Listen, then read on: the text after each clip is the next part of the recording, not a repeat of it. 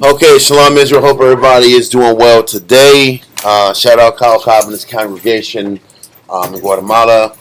Also through, from Cali all the way to Georgia. Hope everybody is doing well today. Also shout out Kazakia and SOW Virginia, Kwatazap SOW Houston, and Zion SOW Rochester, New York. Hope everybody is strong, safe, healthy. Prayers up to the congregations everywhere. Hope everybody's doing well today. Today, we are continuing on the topic of counseling, the topic of teaching in the proper way to develop and work with our people. The previous weeks leading up to today, we dealt a lot with about trying to get our people to see the good in one another and highlighting how you can have all the scriptures in the Bible verses in the world. If there's no love and consideration and mercy behind your message, it's not going to touch the people it's supposed to touch. And we're going to continue on that topic and continue on that path. Today's topic or class title is called Exhortation, the True Spirit of Counsel. We're going to sit back here and give a lot more clarity on that topic or that title, exhortation, as we continue in the class. I'm not going to focus on exhortation yet, but I think that before any of us decides to take scriptures, counsel people, correct people, try to help people, you have to go into it in the right spirit. You have to have the right perception of the people that we're out to develop. You have to have the right perception of the people you are here to consider and love on.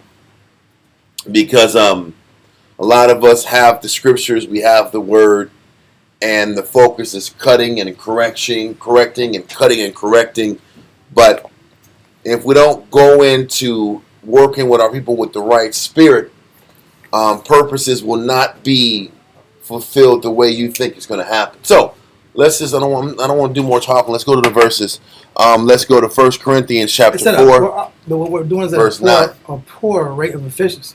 Yeah. And efficacious mean edification. But what do you mean? We read, you said efficacious? Yeah, efficacious. We read the word efficacious, which means rate of effectiveness. Yes. So you get somebody medicine, the medicine is supposed to be effective. At the right dosage. At the right dosage.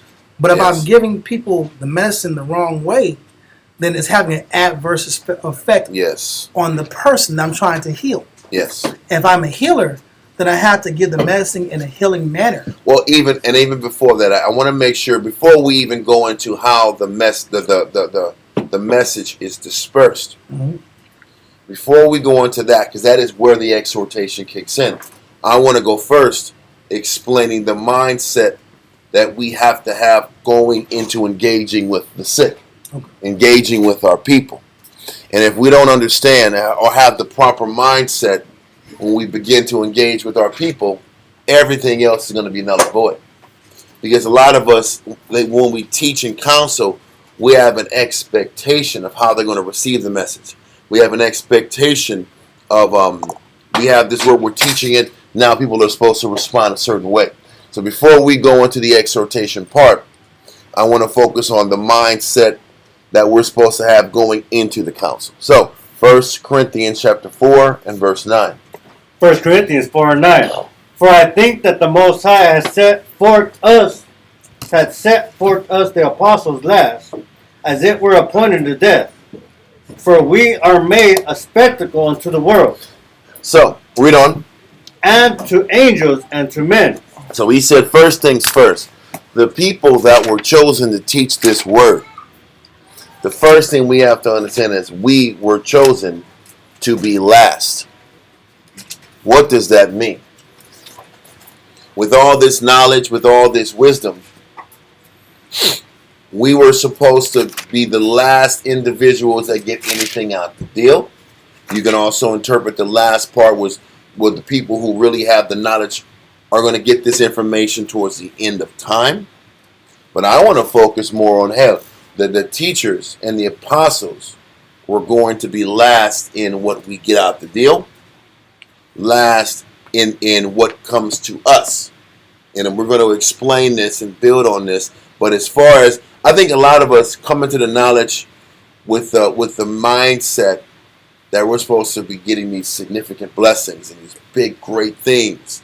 And I think that kind of gets us in the wrong mindset even with counsel. Or we expect when we start counseling people are going to be listening and automatically responding and automatically making adjustments and automatically appreciating our sacrifice for one another. It's the spirit of when you give a homeless person a job application. Mm-hmm. They say they want to work, and then you go a week later like, how's that job going? And they're like, what job? Yeah. You gave them some help, or you gave them some money for food. They wouldn't got something else. They got the bottom. They got the bottomest of the bottom liquor they could get out. That wild turkey out. No, that's not bottom. No. I'm talking about bottom rock gut stuff. Moonshine. Night train. Night train. The stuff that's on the bottom shelf out.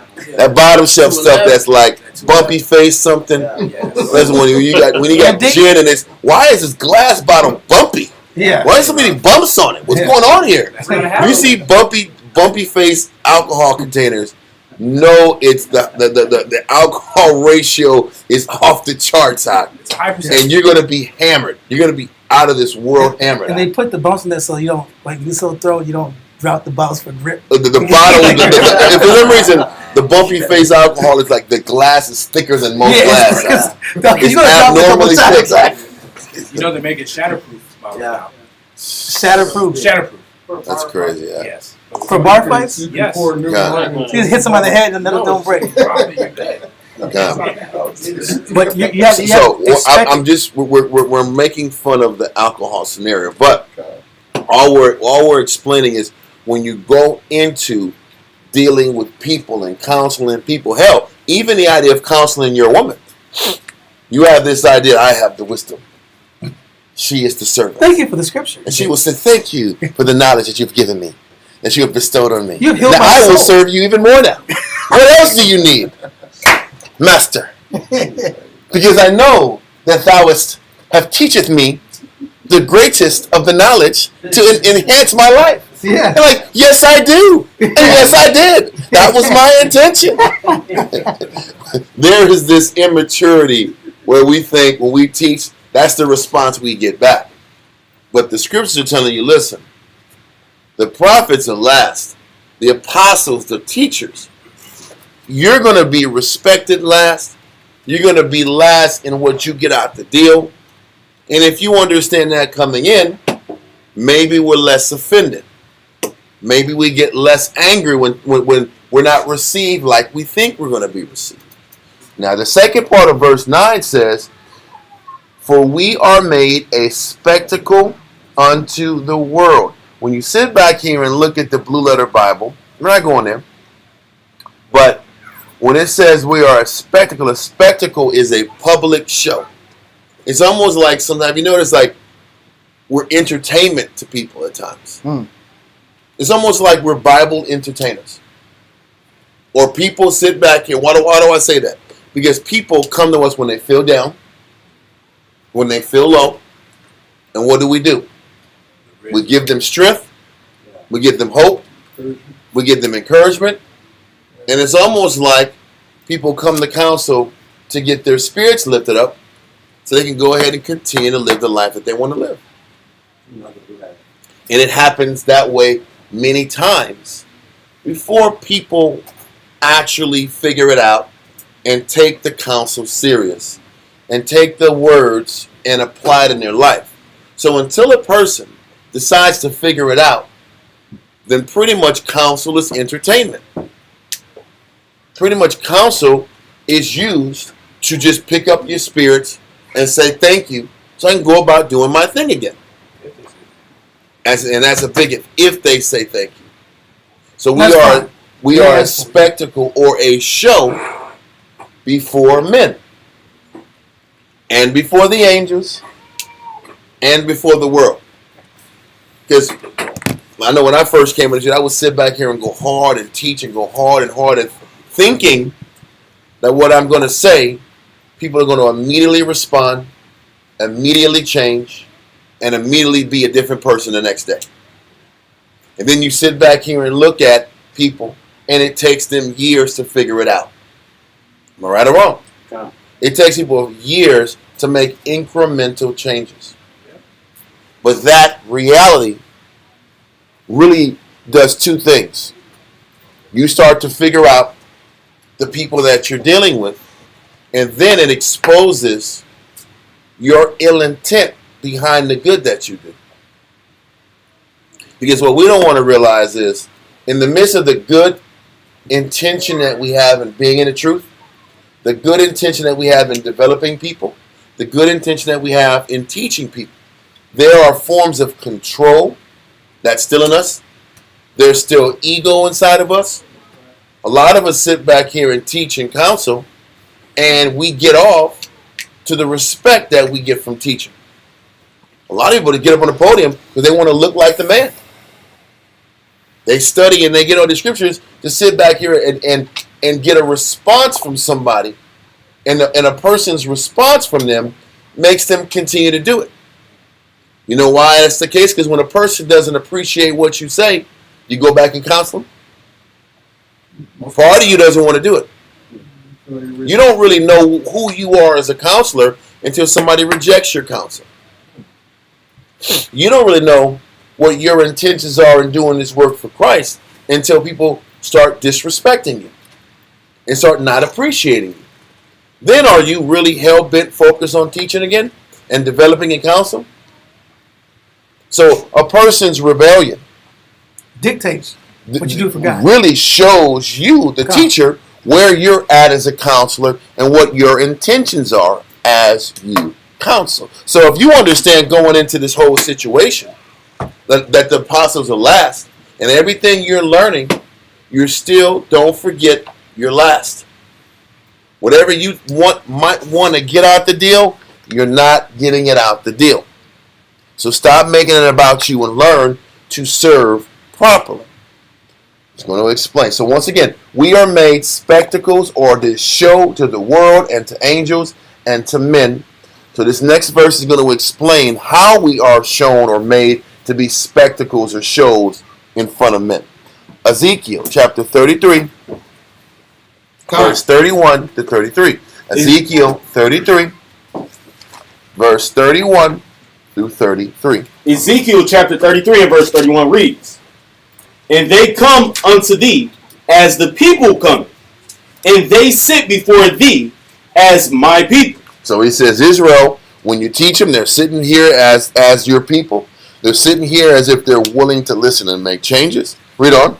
"And they hear thy words, but they will not do them. For with their mouth they shew much love, but their heart goeth after their covetousness." So once again, listen, Ezekiel 33 is telling you, Israel will listen to you.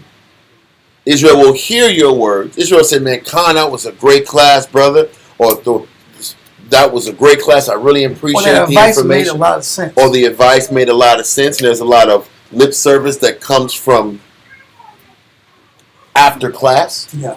Or after class, there's hours of counsel that happen after, which is supposed to be. But what is Ezekiel telling us? Ezekiel is saying, listen, even though they listen to you and they hear you and they show love with their mouth, it doesn't mean that they're changing.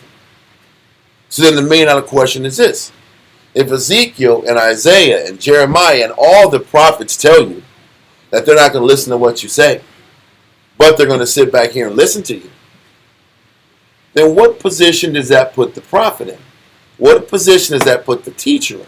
What position does that put the young officer, young or elder sister? See, it's the same thing with elder sisters. Sisters sit back here and they'll bring a new sister in and shalom, shalom, shalom. And there's all this investing. Well, the older sisters invest, and you know, and what you're getting is representative. So listen, when you sit back here and you read this, and they come unto thee as the people come, and they sit before thee as my people, and they hear thy words, but they will not do them. For with their mouth they show much love, but their heart goeth after their own covetousness. In one word, how is the Most High describing mankind? Fake. It's called simulation. Well, but it's fake. But then the question is this. Now think about your Jake mind. When you deal with fake people every day. Cut them off. That's the first But thing. that's the problem. You ain't supposed to. That's the first thought. That's not godly. Mm-hmm. But the Most High is showing you everybody you come across with is fake. That mean brothers, oh, I ain't dealing with no fake stuff. I ain't dealing with no fake brothers. Ain't no fake brothers. Well, there's a whole campus full of fake brothers, and get the hell out of here. Then you gotta get out of here because the whole place is fake. Or, get in the classic, I cut my woman's throat for your house. That was the brother said that. Like, bro, nobody's asking. Nobody got that breakdown. Nobody said do that. Nobody said commit a murder. No one taught that. Christ. I cut a throat for your house.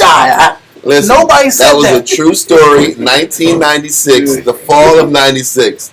A brother told me that, and nobody coerced him. He just said, "Why are you saying it? Are you saying this to prove that you're down?" What was class about that day? It was a counsel. It was literally a counsel because he had issues at home. And I remember telling him, I said, "Listen, bro, we're not about breaking up homes. You know, it don't matter. I'm gonna do all that. I'm gonna do all this murder. I'm just gonna be the murder show at the house for Christ." I'm like, nobody's saying that. And then the next day he came back and said, "Yeah, man, I can't come back around. I gotta keep my family." I'm like, why would you tell me these murder show threats if the next day you gonna stop coming around because she got mad at you? Anyway. I'm just expounding because you brought it up. But people. But let me say the theme real quick. This is something. When you read verse 31, 31 is saying Israel by nature is fake. They will agree with you on the outside and not listen. That is the very nature of being fake. Yeah. But is he saying that to motivate us to stop giving? No. He's telling you what the job looks like. He's saying the prerequisites of the job that you signed up for. You signed up to deal with people who say one thing but don't do what you say, or don't do what they agreed they would do. And but the problem is when we see that, we feel a certain kind of way. And then when we feel a certain kind of way, then the Most High shows us how we are fake. Now he's like, why are you angry that a person is fake? That means what you're doing for me is fake. What's fake? Oh, I guess everybody's fake. To a certain degree.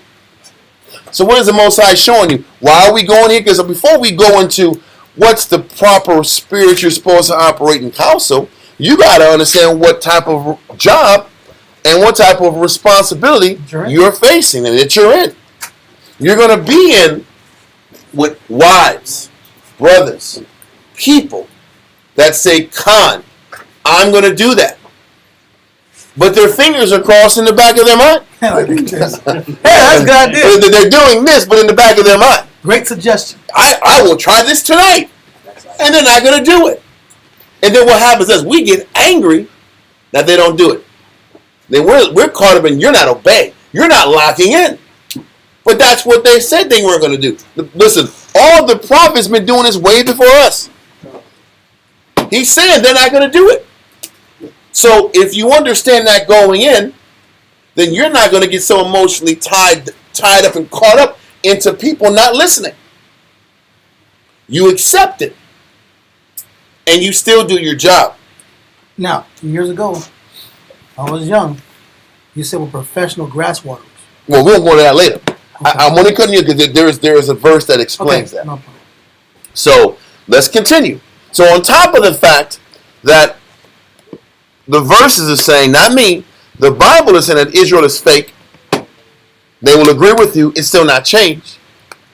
And that reality jars most of us. Because the question that most people ask, then why am I doing this? Why am I counseling? Why am I dedicating my life to teach a bunch of people that aren't going to change? Right? Now a person thinks, now I'm being what? Used. Now I'm being taken advantage of. So the question is this. that means you didn't understand what this job was. And it also shows what your motivations were coming in were wrong. Because you came in here to get something out the deal.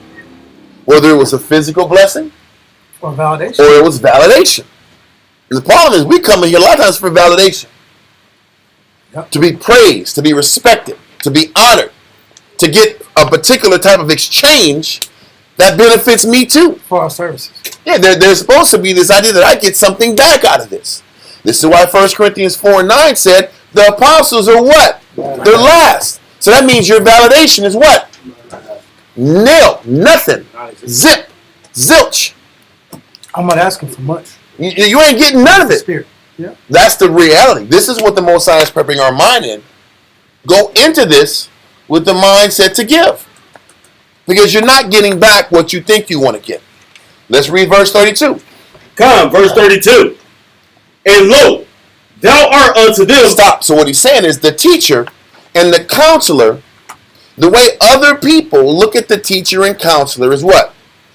Unto them as a very lovely song of one that have a pleasant voice. So what he's saying, man, this dude can rap. Well, this dude can sing. Who's your favorite R&B artist? Man, this boy can sing. And this boy, Chris Brown, listen, he's singing some songs.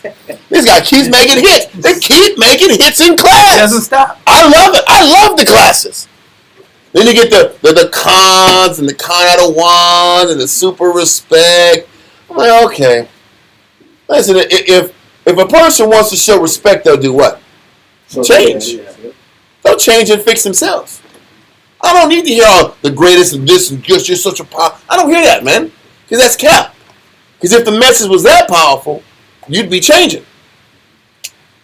Am I right or wrong? If the classes was that elevating and so potent, then all of a sudden you'd be living right. Yeah. And you'd stop sinning. But if you keep sinning, obviously the message ain't that damn potent. So don't tell me how potent it is. Just go to work. All that gas up talk. This is what they say. This song was great. This is a lovely song you brought out today, brother. The song of Moses. It is amazing. This is a beautiful song about life. This is a beautiful song about life. This is how we operate. This song is so beautiful. Beautiful. I'm like, cool. That's cool that it's beautiful. But are you actually changing from it? This is why all the praise and the respect, a person that understands his job don't get caught up into that.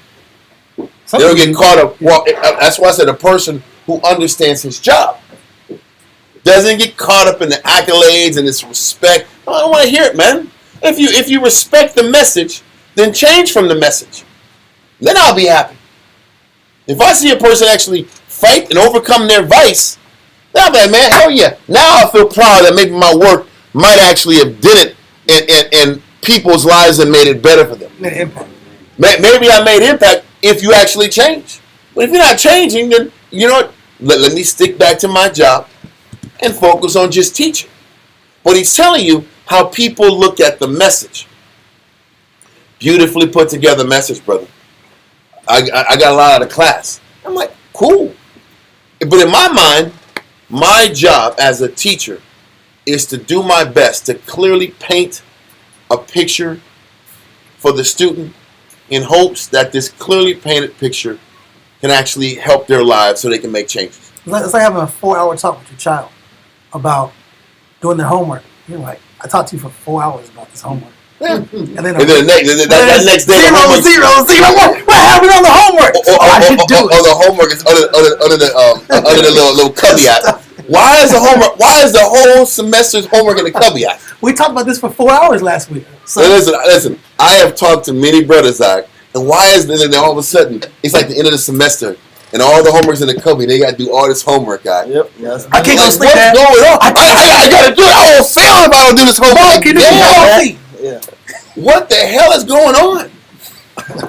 What was the teacher not working at all this entire semester? Call the teacher. Didn't do nothing. The teacher says sorry. And that's what parents be doing. Sorry, teacher. You didn't left behind my baby. Or was it that, or was the baby wasn't listening? Baby didn't want to do the damn homework. I pay my taxes. The baby did this. I just kept putting it in there, and then all of a sudden the paper started kicking out, pushing out of the cubby. Yeah. And he's like mushing it. I gotta push in, grab more space for more paper that I'm not writing. Yeah. I can't get my pencils and pens and scissors. I gotta mush it in more. I gotta keep more because I don't want to deal with that. If I forget about it, maybe it goes away. That's how people think. All this homework, if I forget about this work, maybe it will be gone the next day, and I'll be all right. That's funny. What am I trying to explain? Even the teacher. Is the teacher supposed to sit back here and get angry at the kid? No. This is the kid's choice to do what he got to do. Your job is to teach. Same thing for us. If a brother or sister tells me to throw out for a good class, I'm not going to get offended. But I'm also not going to sit back here and get caught up into some words, flattering words. Because this is how you get caught up into carnal pursuits and carnal ego, a carnal ego validation scenario. You don't want to be in that situation. You got to understand, people are going to listen, they're going to gas you up, they're going to tell you a class is good, and then go keep stepping and living their selfish lives. And our job is to teach, warn, advise, give clarity, be a good example, and then pray that your example and the works and the message actually resonates and sticks. Because then ask yourself, is that enough for you? Yeah. Because a lot of times, that's not enough for our people. We want something out of the deal. We want something for the ego. We want something for the flesh. We want something for our mind to tell ourselves that what we're doing is worth it. And this is dangerous territory because on two levels. Because on level one, I've seen those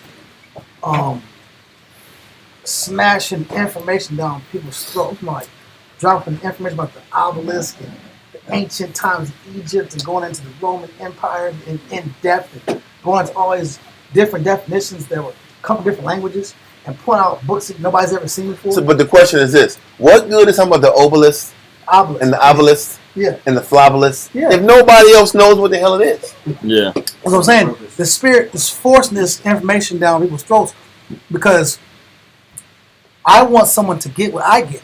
I want someone to understand what I understand. And the Spirit just vomit it up because it's too dense information. It goes over their head. And never come back. And then the Spirit gets angry and vexed. And you know why? Because you want to sit back here and focus on this, but the people need something else. Yeah. And that also shows elements of ego and pride that constantly rides on us. We are constantly consumed with ego, pride, getting something out the deal. You got to feel spiritual. You got to feel like you're doing something. I'm not doing this for nothing. And that's the problem. That's the mentality. And this is how the Most High starts to show us where we're at as students and where we're at as teachers and men. So, read verse 32 again. Come. Ezekiel chapter 33 and verse 32 reads, And lo, thou art unto them as a very lovely song of one that hath a pleasant voice, and can play well on an instrument. For they hear thy words, but they do them not. And that's what he's saying. He's like, Israel hears, and they'll smile, and they'll respect. But the reality is... But the reality is they're going to still live how they want to live. Yeah. And that's on purpose because every person has to decide how sincere they are to change. And then, two, the Most High's measuring your sincerity as a teacher and as an advisor. How sincere you are committed to you about development. Because there's a invisible boulder. Or there's a lie we tell ourselves. Yeah. That for the good I give you, I should also get something out of return for the good that I give. That's very true. There's this itch and this desire to get something back for the good that you do for other people. Or you're like, okay, cool, I'm not getting anything back, but you're under this invisible atlas. You got this atlas, you got the world on your shoulders, the stress on your shoulders. And the little bit of pleasure that you would get back, only pleasure you want, is that people are growing from what you're saying. Yes. And then that would make this boulder on your shoulder not so heavy. Because at least people are getting better. Yeah, they're getting something out of it. Yeah. But so the point is, it's still validation. But it's still validation. It's still pride.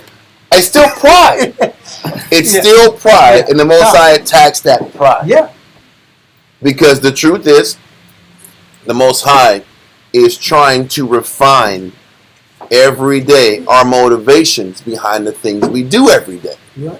So all of us comes into the truth for a good purpose. Yeah. We all have good intentions mixed with false intentions No ego. or negative intentions or pride. Yeah. All of us have both of it. But all the circumstances that we experience are driving us to eliminate that ego that we want to nurture on a consistent basis. Yes. All right. You know how you said, I don't know if it'd be a good Yeah, slow down. Because this it's getting recorded. You're living it, trying to leave a legacy behind. That's lame. Listen, you can't control your legacy. Yeah. You trying to control your legacy is the idea that, hey, maybe my name can last forever. My children will sit back here and serve God. How about Samuel? Yeah, Samuel was a phenomenal man. His legacy were 2 dirtbags.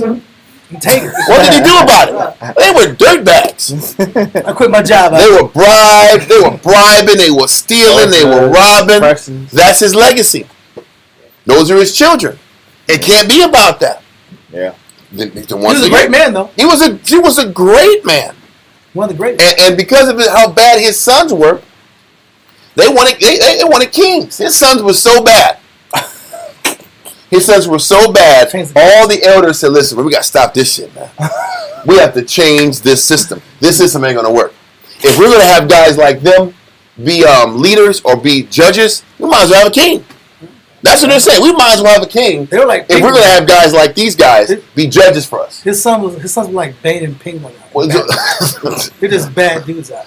Bane and Penguin. Yeah, Penguin was just running. It's like the crime bosses of Gotham. They were like that. Crime bosses of Gotham City. That's what his son. His sons were like that. Kind of. They were. So what they're saying is we might as well have a king that will actually box and fight these other nations for us. Yeah. If we're gonna have a guy taking our money and taking our resources, at least you better fight and kill. Yeah. That's what they're saying. Why we gotta fight for That's what they're saying. Listen, if we're gonna have guys rob us and take everything we got, can you at least fight our battles for us? Can we get something in return? That's my point. It goes back to that. I need a little something. So what the Most High is showing us is what? Yeah. Everybody, and partially, you want something out the deal. And as teachers, you have to remind yourself that you come last. That means if you come last, who comes first? The brothers, the students, the work, the camp, the children, the ribs. Everybody comes first before you.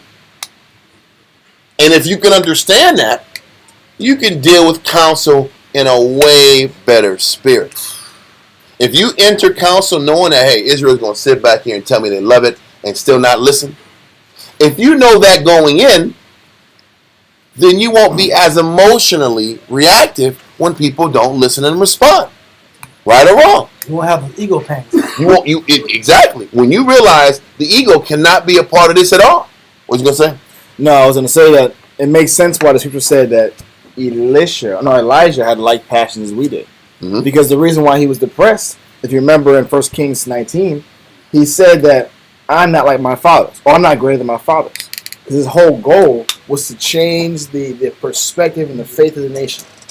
And when he realized the superpowers and the fire from heaven and the making fun of 400 prophets and destroying them on a blink of an eye didn't change Israel's heart. He's like, what am I doing this for? Exactly.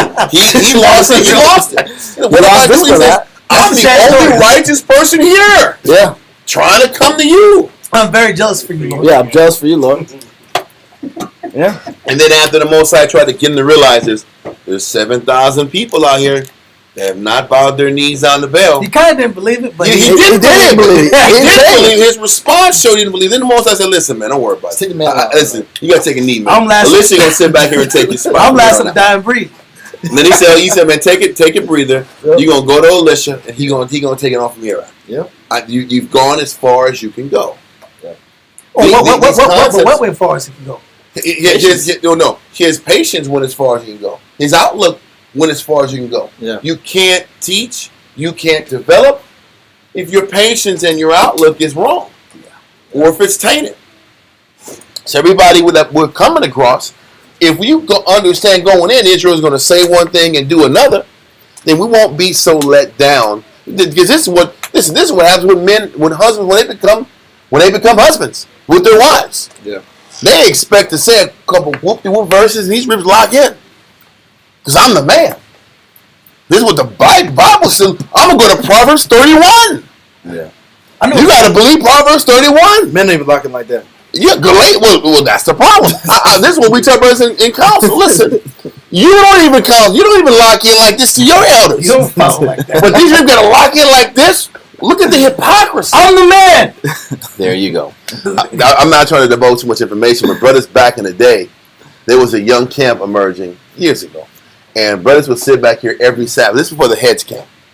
They would just sit back here before the generals came in and taught them. They would play "This Is a Man's World" from James Brown out. Literally before class out. Like that was gonna get ribs to lock in. Ooh, James Brown will get me serve a husband act. I'm not lying to you. I'm not even gonna name the city act. They will play "This Is a Man's World." They were like Proverbs 31. This is a man. They would listen back here and play lame songs like that to try to get the people that they were responsible for to change.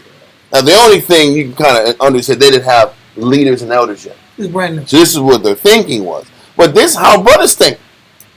I can pull rank and pull scriptures, and you're just supposed to lock in. And if you don't, all hell breaks loose. I pulled the Arguments and anger and hostilities kick in. Once again, read verse 33.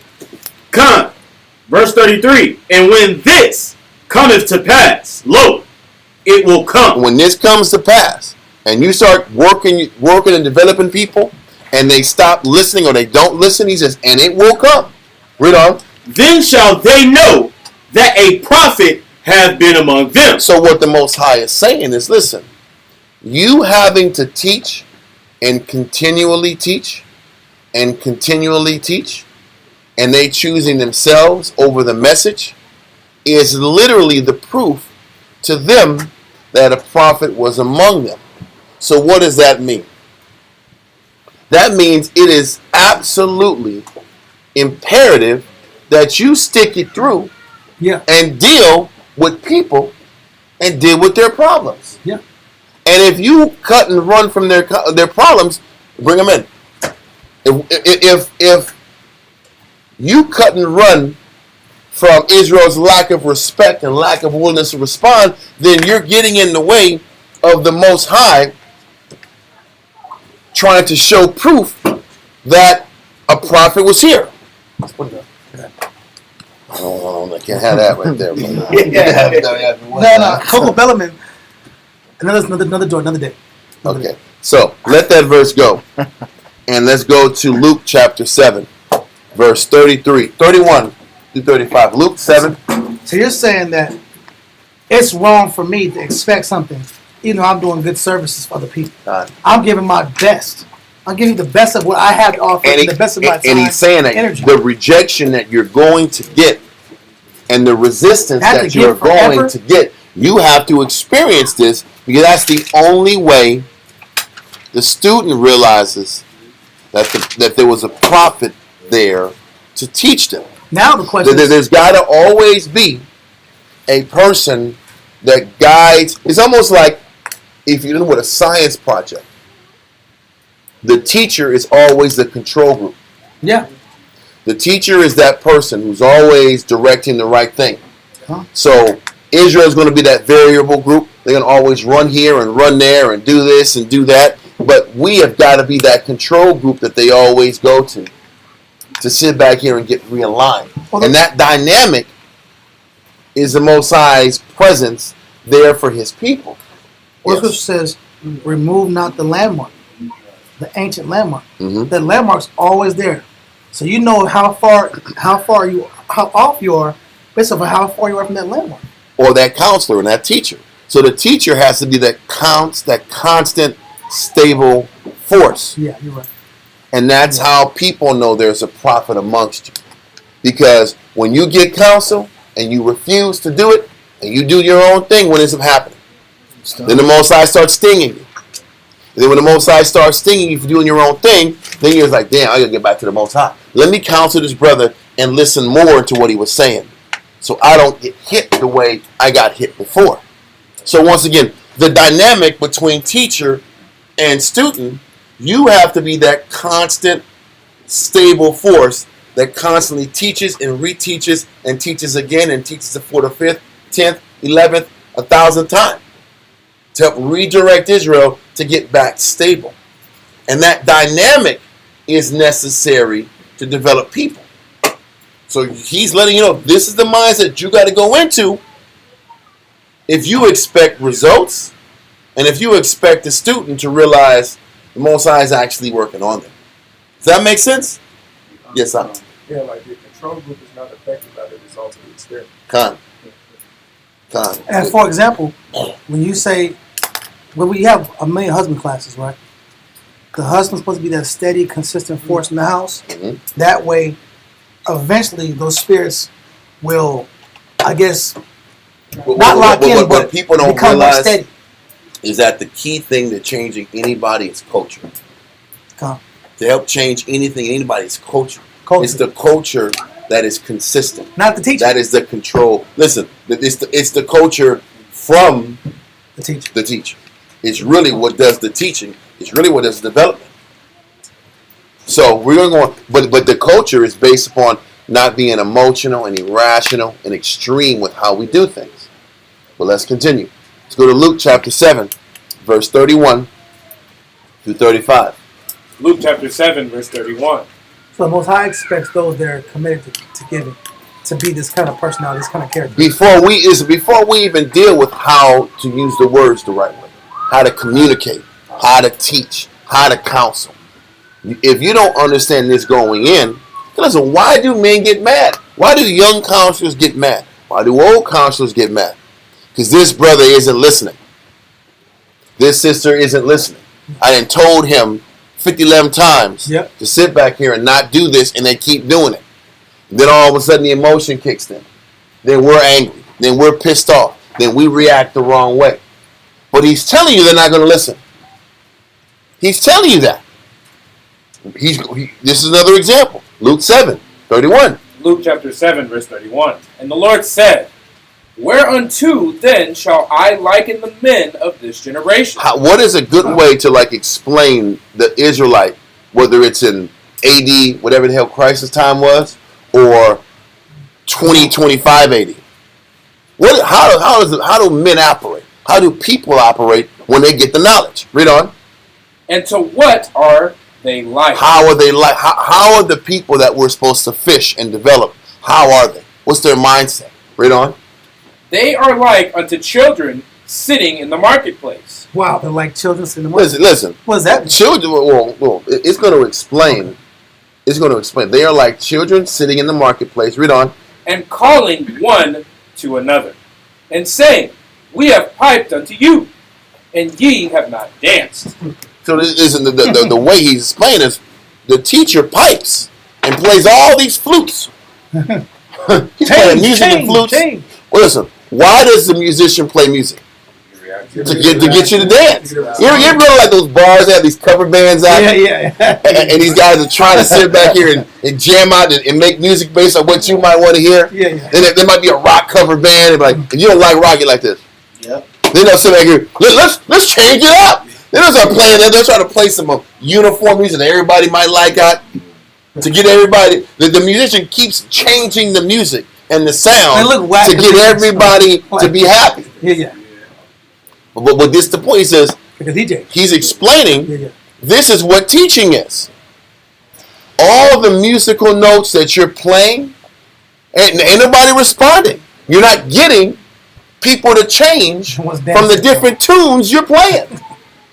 That's what's happening. Israel will sit back and say, Khan, I like the class. But ain't nobody doing the G, ain't nobody popping and locking that. Ain't nobody doing none of that, right? Because they're not making the changes necessary. That's the change. The change is the dancing is the change. So he's like, listen, the generations that we deal with, you teach them and you teach them and you teach them and you teach them and they don't respond. He says, this is what we deal with. But the problem is, the Bible tells you they're not going to respond, but we get mad that they don't respond. Why are we mad that they're not listening when Christ said they're not going to listen and Ezekiel said they're not going to listen? Then why are we upset? because we want something not to do. That's why we're upset. We want some type of response, some type of a thank you, some type of appreciation for the work we do for the Lord. When what we're supposed to do is give for free, and whatever that student does, they're going to do. And then the next day, guess what you're going to do? You're going to give free the next day. You're going to develop the next day. And you're going to teach the next day. This is what sisters should be doing to young sisters. I mean, oh, this sister is ungrateful. Well, you were at one time ungrateful too. You're probably ungrateful with your husband now. But what does that mean? Oh, listen, when a person, oh, this person's ungrateful. What are you saying? I don't want to go back and deal with this person again. That's what the code means. If you break the code, Yeah. I'm angry and I'm running out of reasons to keep working with a person that keeps pushing me back. And then when you're in that spirit, then you are guilty of being in it for the wrong reasons. Is what I'm saying making sense?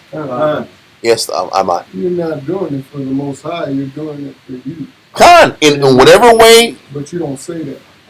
all you focus on is how these people don't listen. Well, no shit, Sherlock. The Bible says they're not going to listen. Yeah. So why are you sitting back here so upset they don't listen? I can't believe they're not listening. And I hear brothers, oh, I'm a change.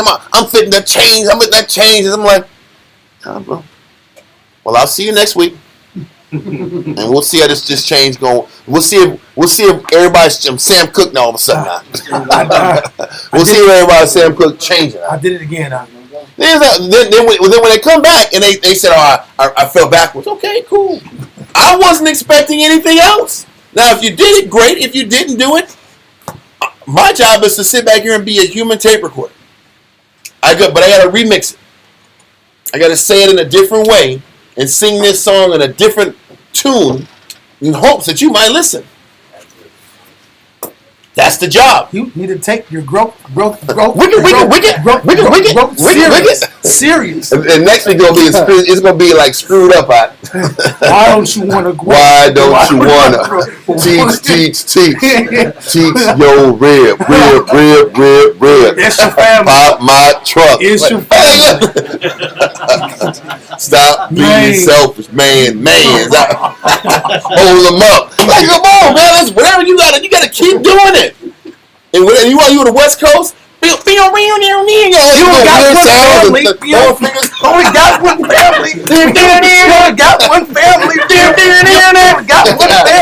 gotta keep changing up the song. Like, damn. Every song's about the same thing. Yes, it is. Yes, it is. This is why these classes be going like 5 and 6, 7 We classes. all we got, brother. Because that's what it takes. Yeah, that's real. Oh man. That's counsel life. This is what counseling is. Yes, sir. It's a good point you said, sir, because, when I first came to the truth, I was 7 years clean. And when the brother dropped that truth on me, I changed that day. Since I have relapsed on crack cocaine, and it's been part of my life, all my life, when I tell you it's a good class, subconsciously, I'm not doing it to esteem you. I'm actually got something. The understanding of the breakdowns now is much greater than when I had it. I actually understand everything y'all teaching. I'm like, damn. So when I said, well, let's keep going. Let's keep going, Mike. Let's keep going. Let's keep making sure this message sticks. Let's change the I appreciate it, but let's keep going. Luke chapter 7, verse 32. Yep. They are like unto children sitting in the marketplace, and calling one unto another, and saying, We have piped unto you, and ye have not danced. We have mourned to you, and ye have not wept. And this is what he's saying.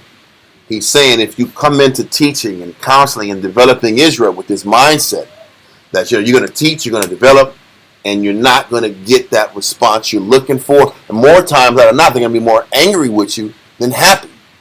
People don't sit back here and show appreciation until after they hate your guts. How about that? Wow. They're going to hate your guts first. That's what the Most says, he that rebuketh afterwards will find more favor than he that flattered with the tongue. So afterwards means something whole different. Afterwards means after they cuss you out and they choose their own path. They put that in the scripture. Then they're going to say, oh, because they don't want to bring a negative connotation in the Bible. Afterwards. But after you check them and they hate you for it, they're going to go live their life, fail, then come back and say, man, you were right. And that's when the respect kicks My in. experimentations. But then when somebody cusses you out, and then they come back and say, I want to make it right, how are you going to look at it from that point on? A lot of times when a person sits back here and spits in your face and they come back, you ain't gonna want to deal with them. I'm gonna love you from a distance, brother. That's how the carnal mind wants to go. What you gonna say, Naga? Oh, they're not becoming enemies. Yes. The answer is yes. They have become an enemy because the truth was told to you. And once they become your enemy, you still got to give for free. And if you understand this dynamic, then you can disarm the ego that you bring to the table. Because the Most High, the word is a two-edged what? Sword. So when you're correcting one person, the Most High is also checking your heart and your intention on the other side. Let's continue. Verse 33. For John the Baptist. This is another example of how the generations to come were going to deal with Israelites. Read on. Verse 33. For John the Baptist came neither eating bread nor drinking wine, and ye say he hath the devil. So they said John the Baptist lived a completely disciplined life that was blameless and off the grid, and they said he was crazy. And Christ, or they said he was overboard. But Christ said this was the greatest amongst men living. Con. So what is he saying? You can be the best example, and they're going to still lay a what? An accusation on you. How many times do we get angry when you're trying your best and somebody still brings out the worst? That's real. How about that? And then that's when fights get started. That's when arguments get started. That's when people just get cut off in the mind. And then you just give men the representative because you're not dealing with this cat no more. This is what ends up happening. But he's telling you in the book, you're going to do everything the right way and be disciplined. And I'm dedicating on a high level. I'm literally wearing uncomfortable clothes every day.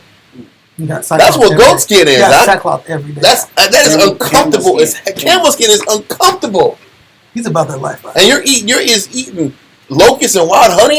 That's it. That's all you got in your diet. Eating dry grass, pretty much. That's how. Whoa. No pleasure. That's all you know. This whole life is no pleasure, and they can't stand them. Read the next verse. Verse 34. The Son of Man is come, eating and drinking. Christ said, I'm not going to eat locusts and wild honey.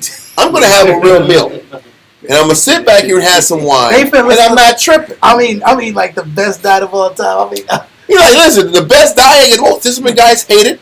I'm going to eat like everybody else eats. And what do they call Christ? And ye say, behold, a gluttonous man. And you cannot get around what? Unjust and unfair scrutiny. Yeah. But this is part of the what? But these are the reasons why we don't want to give back to people no more. Which shows we don't even read the Bible. We act like we got verses to cut. We have a lot of those verses. We know all. You know your tribe. You wear stringy clothes. You wear head garments. Sometimes we do all that fun stuff.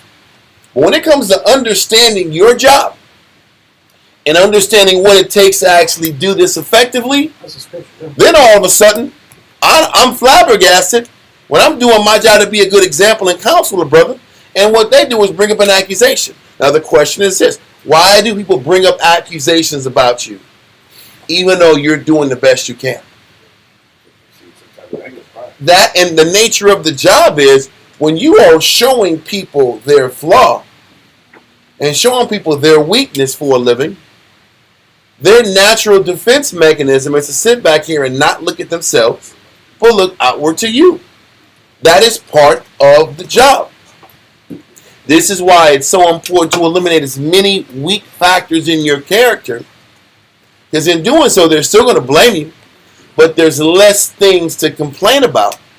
So when people don't listen to your counsel, and then they go and fall flat in their tail, then they'll sit back and it'll be a quicker opportunity for them to come back and change for the right reasons. But he's telling you this dynamic is a common thing for what we do. But a lot of brothers, they get offended and angry when people sit back here and throw out their dirt. And then we'll tell them, listen, we know the brother was disrespectful, but why don't you sit back and eliminate that weakness? And maybe they'll operate with more respect. You know how many angry faces I've gotten when I tell them that information? Because they don't want to hear that. Brothers want to sit back here and correct you, and you focus on you. It's the same thing with men and husbands. Men and ribs, yeah. I'm sorry, men and women. A man sit back here and check a sister about her conduct. She'll throw out your dirt. And then all of a sudden he's playing James Brown all of a sudden. Huh? He's playing too short. He's really getting bad. He's playing too short. It's really getting bad. Huh? Look, but what's the point? Because what he's saying is they're going to give messed up. Everybody when they're checked is going to sit back and be negative towards you. But are you going to fix you? Because he's telling you this is how people think.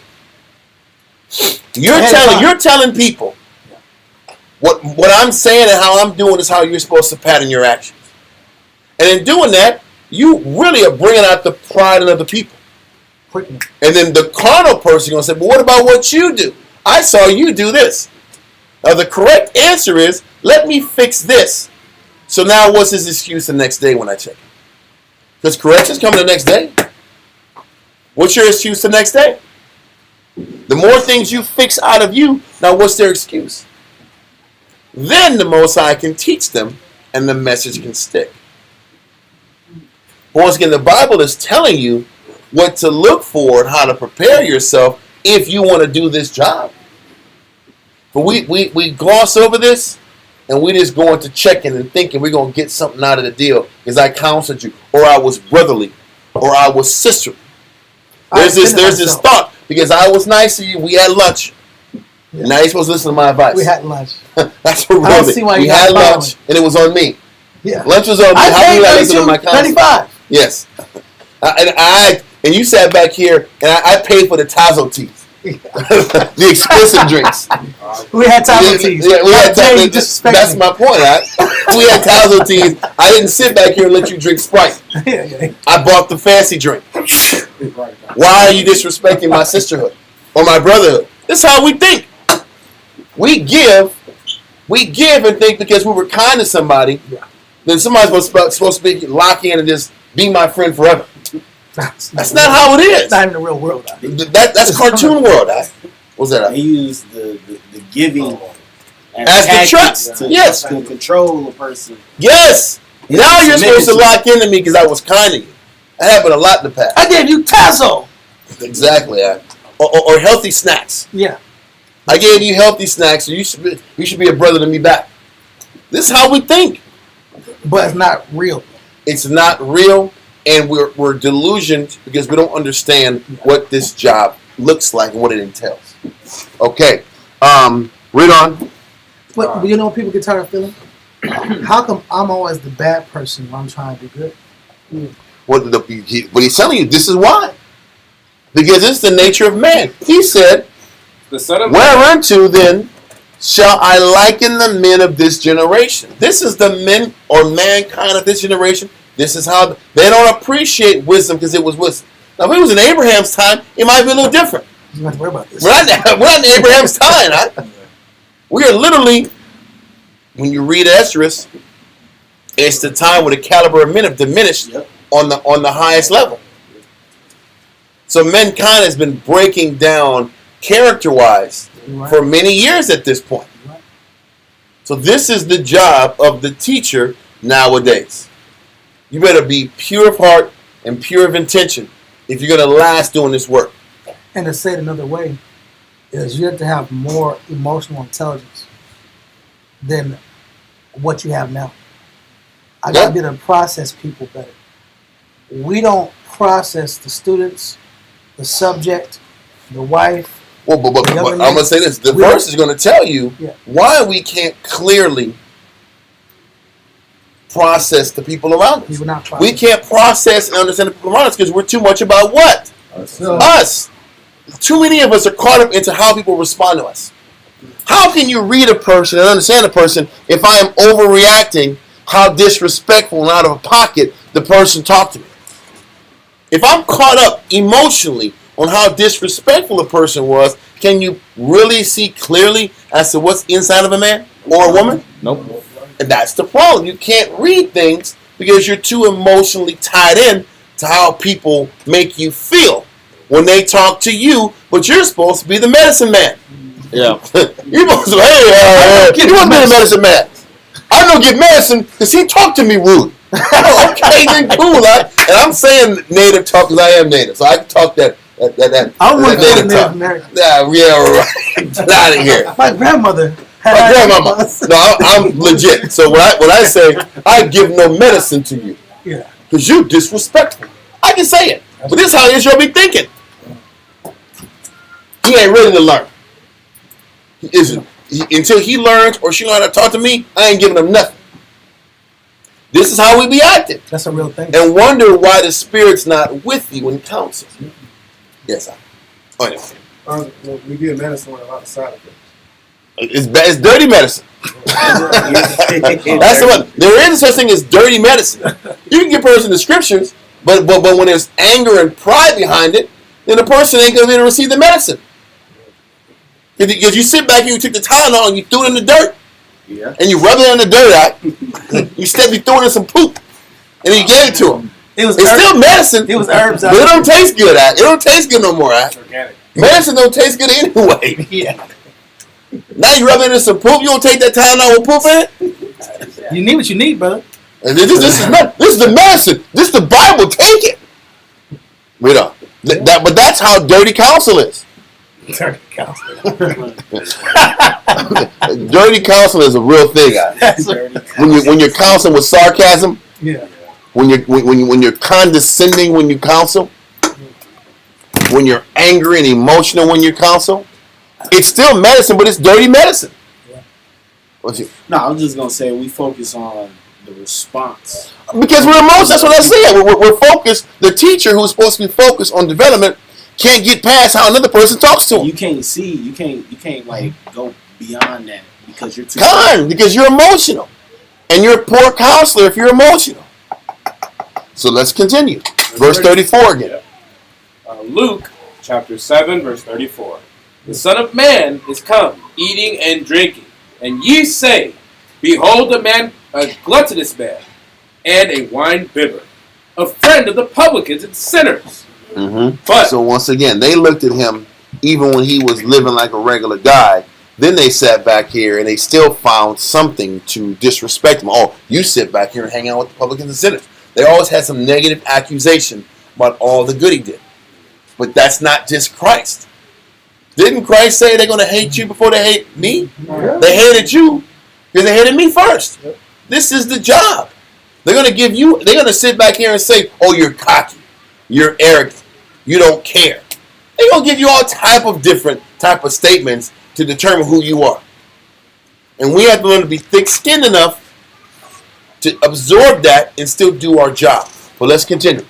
Verse 35. It says, But wisdom is justified of all her children. Wisdom is justified of all her children. So what must we stay firm on? Just providing the wisdom. Just providing the message. And let the message justify you. We want to be justified in the eyes of men. You know what's crazy? We don't want to sit back here, clearly paint a picture with the scripture and move on. If wisdom is justified with all her children, then just drop the wisdom and you're justified. But we don't like that. We want to get the last word in. We want to sit back and say something hurtful back because they said something hurtful to us. We can't just, like Esau says, sleeping dogs lie. Can you just get past the fact that somebody didn't appreciate you and disrespected you and take low? Yeah. And deliver the message? And let wisdom be justified of whoever that wants to receive it. And whoever that doesn't want it, they don't have to have it. Let that verse go and go to 1 Timothy chapter 6, verse 5 and 6. Ooh, I'm tripping. 1 Timothy chapter 6, verse 5 and 6. 1 Timothy chapter 6, Make sure verse I'm right. 5. Whenever you're ready. Yeah, read that. 1 Timothy 6 and 5. Perverse disputings of men of corrupt minds and destitute of the truth, supposing that gain is godliness. From such withdraw thyself. Now we understand the point of this verse is the idea that people think that getting something and gaining something gives a person the idea that they are in the spirit. But on a more deeper level or on a more spiritual level, if you understand doing this work, can you understand? Yeah, some of us understand that it's not about the gain, the physical gain, the monetary gain. Is the validation. But that's the point I'm trying to bring out. I don't think people understand that a lot of us fight and push for carnal validation, and that's just as wicked as a person that wants monetary validation. Some people want to sit back here and they give just to be appreciated. Yeah, some people just want to be appreciated. That's uplifting. If you've given if you rescinded a lot of physical things, you giving that up? Can I at least? Because that's the conversation. Can I at least technically get a thank you? Mm-hmm. That's like doing for people that people don't say thank you. That's kind of like I'm expecting a thank you. The most I was like, listen, there's something about that. But that's where he ends up developing us down the line. You have to first give up those carnal desires for the world, finances, the super high cars. Once you get rid of that, then he starts attacking every aspect of that ego. Once you get past the monetary desires and the carnal desires, what else gets you up in the morning? That's carnal. What's your carnal motivation? And most of us are going to keep stripping that away from you. He's stripping all of these carnal motivations that make you feel you're doing the right thing. That makes you feel that you're closer to the Most High. And whether it's just selfish thank yous or just pats on the back, that is also, it can, if you desire it and crave it, that is negative. I can tell you why it's negative too. You know why it's negative? Because you might not do your job, you don't get a pat on the back. That's why it's negative. No different than because all of a sudden that's how you know that gain is evil. Because if you don't have it, you're not going to do it. Or do you do good works? Are your good works contingent upon getting something back from somebody? If I don't get a thank you, this house ain't getting clean. Yep. If you don't take me out, that's how you know sisters are out the spirit. Yeah, ain't no food. If you don't take me out, ain't no food. If this house ain't clean, if you don't do something nice for me, then everything stops in this house. I'm gonna let you know right now. And that's in the home front. And for men too. If my woman's tripping, I ain't dealing with no counsel. I'm not dealing with brothers. When I say her tripping, I'm going to the club. I'm getting some drinks. She's tripping. I'm getting the hell out of here. I'm out of this. So now, also, you only want to teach the Bible when she's walking like the China woman with her feet all closed up like this side. Mingling. She's mingling. Ding, ding, ding. Their feet are all like broken. They're not regular woman's feet. They're like 3-inch feet like this. That's the only time you want to open the Bible up. Hey, okay, B. Let's go over the scriptures today. Yes, sir. That's the only time you want to teach the Bible at? Or are you going to teach someone when there's problems? No. I'm going to get drunk. I'm getting some alcohol out. That's alcohol day. If you're not Mulan, I'm not going to teach. If you're not Mulan, I'm not going to golly, that's the Jew. So if I'm not getting something out of the deal, then I'm not going to be spiritual. That's how you know there's a sickness there. Men too. I'm talking about men. Oh, you mean dealing with brothers? Dealing with brothers. That's why these classes go so many different ranges, because you know the same spirit, just in different dynamics of the camp. Yeah.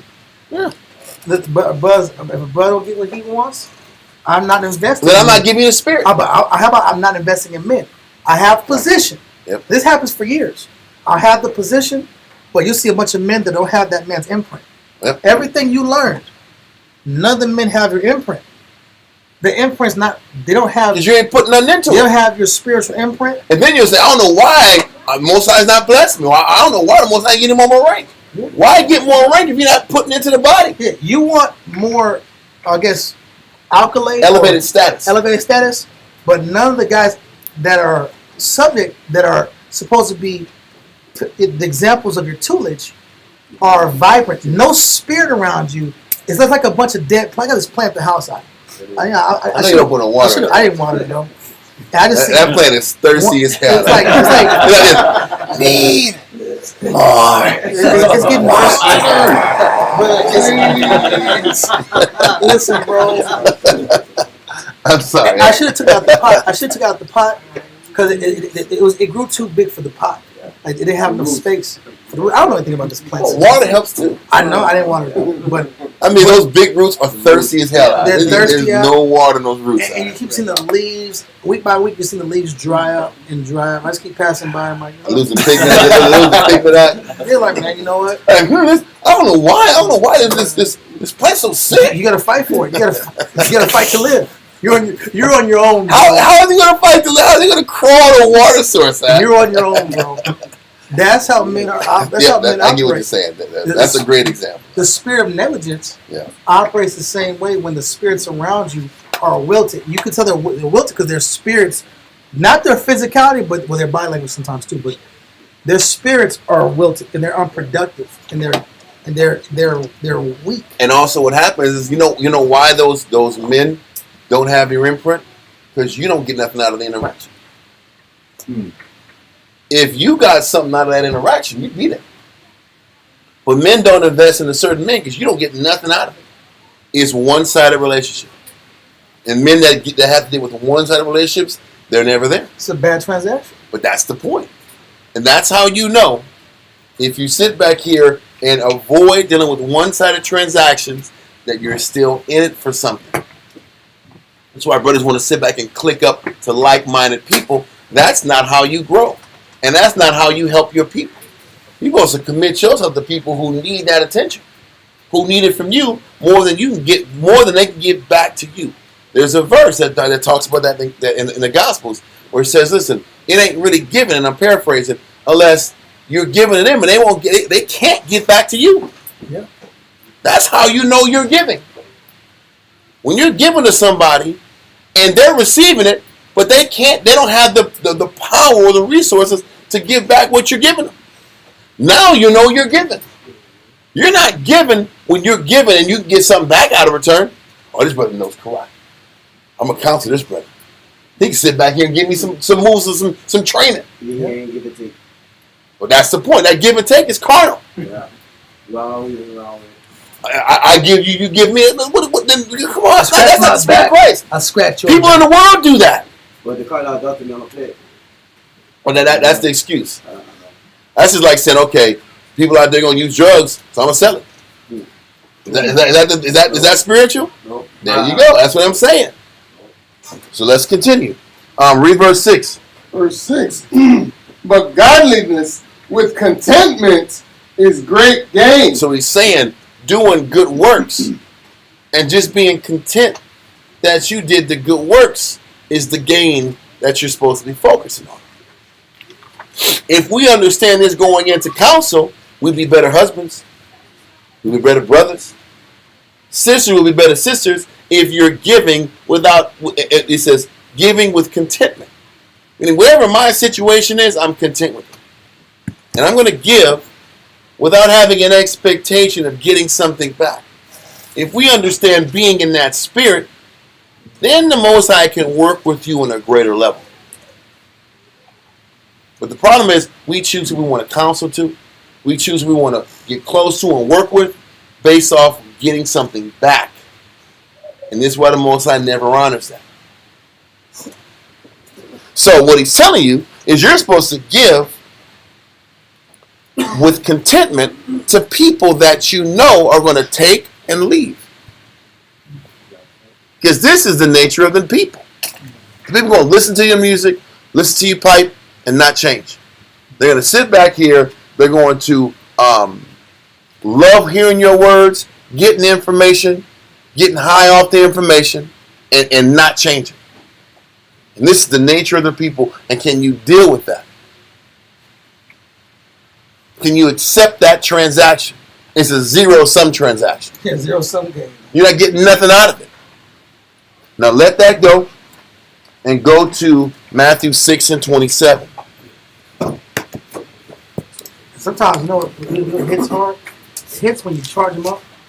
My first experiences, this guy came out of at St. Philip's College, and he was like a Catholic kid. And I was teaching him, giving him scriptures. Came to class, I was putting all the spirit into him. And he just disappeared and became a Catholic, like a higher level Catholic. I'm like, I didn't teach all this for he to become. He committed double. He tripled his commitment into the Catholic Church. Triple down. But I was trying to tell you not to serve this arena, and he just got more potent because he took all the information and just like that means I need to be more Catholic because you say I'm not giving enough, and he became like more super intense. Catholic. He became a super Catholic. I was like, man, I just made a demon, huh? like he's giving God more in his mind, but he doesn't understand Catholicism is weak. He doesn't get it. He doesn't know. Yeah. But he's sincere. But he never came to class again. And I talked to him. I told him that he became committed. He's playing. We're wearing the look, the Yeah, black suit on with the white necktie thingy. Yeah, white collar. Yeah. Huh? He's probably at home. Yeah. Yeah, but he really committed to that Catholic scenario at a high level. I was like, I was confused. I should have known this class. It would have nice to have this information. That's the point. That's why it's important to learn this now, so we can proceed with better respect, better way of looking at things. So we're not so negative and angry when we don't get something out the deal when we're trying to help other people. So Matthew 6:27. He didn't get the point. He was Israel. I kept saying it over and over. Huh? He didn't get it. But that's us. You can be on the street speaking zone. There's nothing but like menorahs and shields of David. And we're saying the lost tribes of lost tribes of Israel are these people. And people are like, so you guys are Muslim? They do it all the time. They do it all the time. And then some people get mad when they say that. They're going to learn on their pace. And that's the point. Matthew 6:27. Matthew chapter 6, verse 27. Which of you, by taking thought, can add 1 cubit unto his stature? It's a very simple question. Which one of us can control our height and our size and our dynamic? So if you can't control your dynamic, if you can't control your height and your size and your situation, why are we so mad that we can't control other people? That's crazy. You can't control you, so why are you mad that your counsel didn't make this? How come you're mad that your counsel didn't make this guy 100% Israelite and make him just give up the cloth? I renounce the Pope. Yeah, not even 1% Israelite. That's my point. My point is, it's not up to you to control that dynamic. But it's up to him to that control that dynamic. I gave him a lot of spirit out. Like I was mad. So what does that mean? So that's my point. I'm glad you're explaining it this way. This is how we think. Yeah. I gave him my time, so he's supposed to change. Yeah, he was like this real frail dude. He had this real frail spirit. He was all broken out. He was like Joker. He was like the Joker. Why are we going back in DC? Why are we going back to DC, man? What's going on, man? He was like Joker, the 70s version of Joker. Without all the crazy stuff. Yeah, that weirdo clown. No, 70s version. Yeah.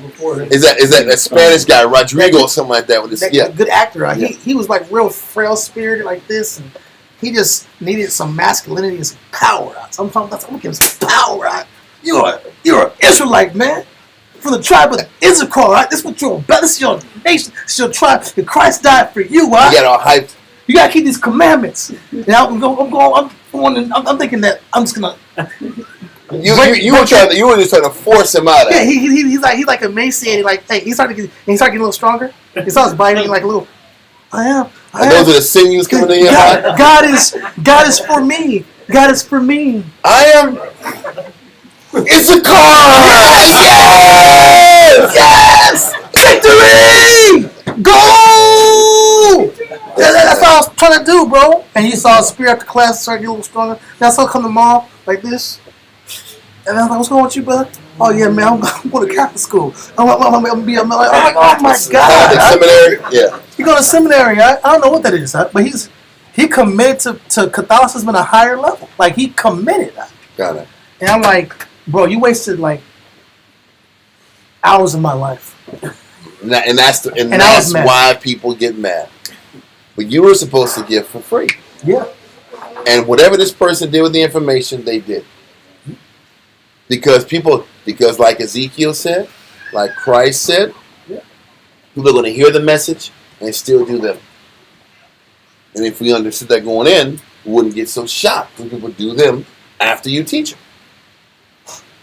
So, once again, he's reminding us we don't have the control that we think we got. Yeah. We think we can change this, change that, and if I say these words to this brother, they're going to change. Like you're doing something. Listen, we don't have the power we think we have. All we can do is show people how to live, and whatever they do from there, and be a good example, and whatever they do from there, they're going to do. Remember, the sister was like, it was a marriage counsel, and the sister was like, how come you haven't stopped them from smoking weed? I'm like, damn, I didn't know how the power to make a man not want to smoke drugs anymore. God damn. It's your fault. Listen. No cannabis. I don't want to do weed no more. I don't like weed no more. Come out of him.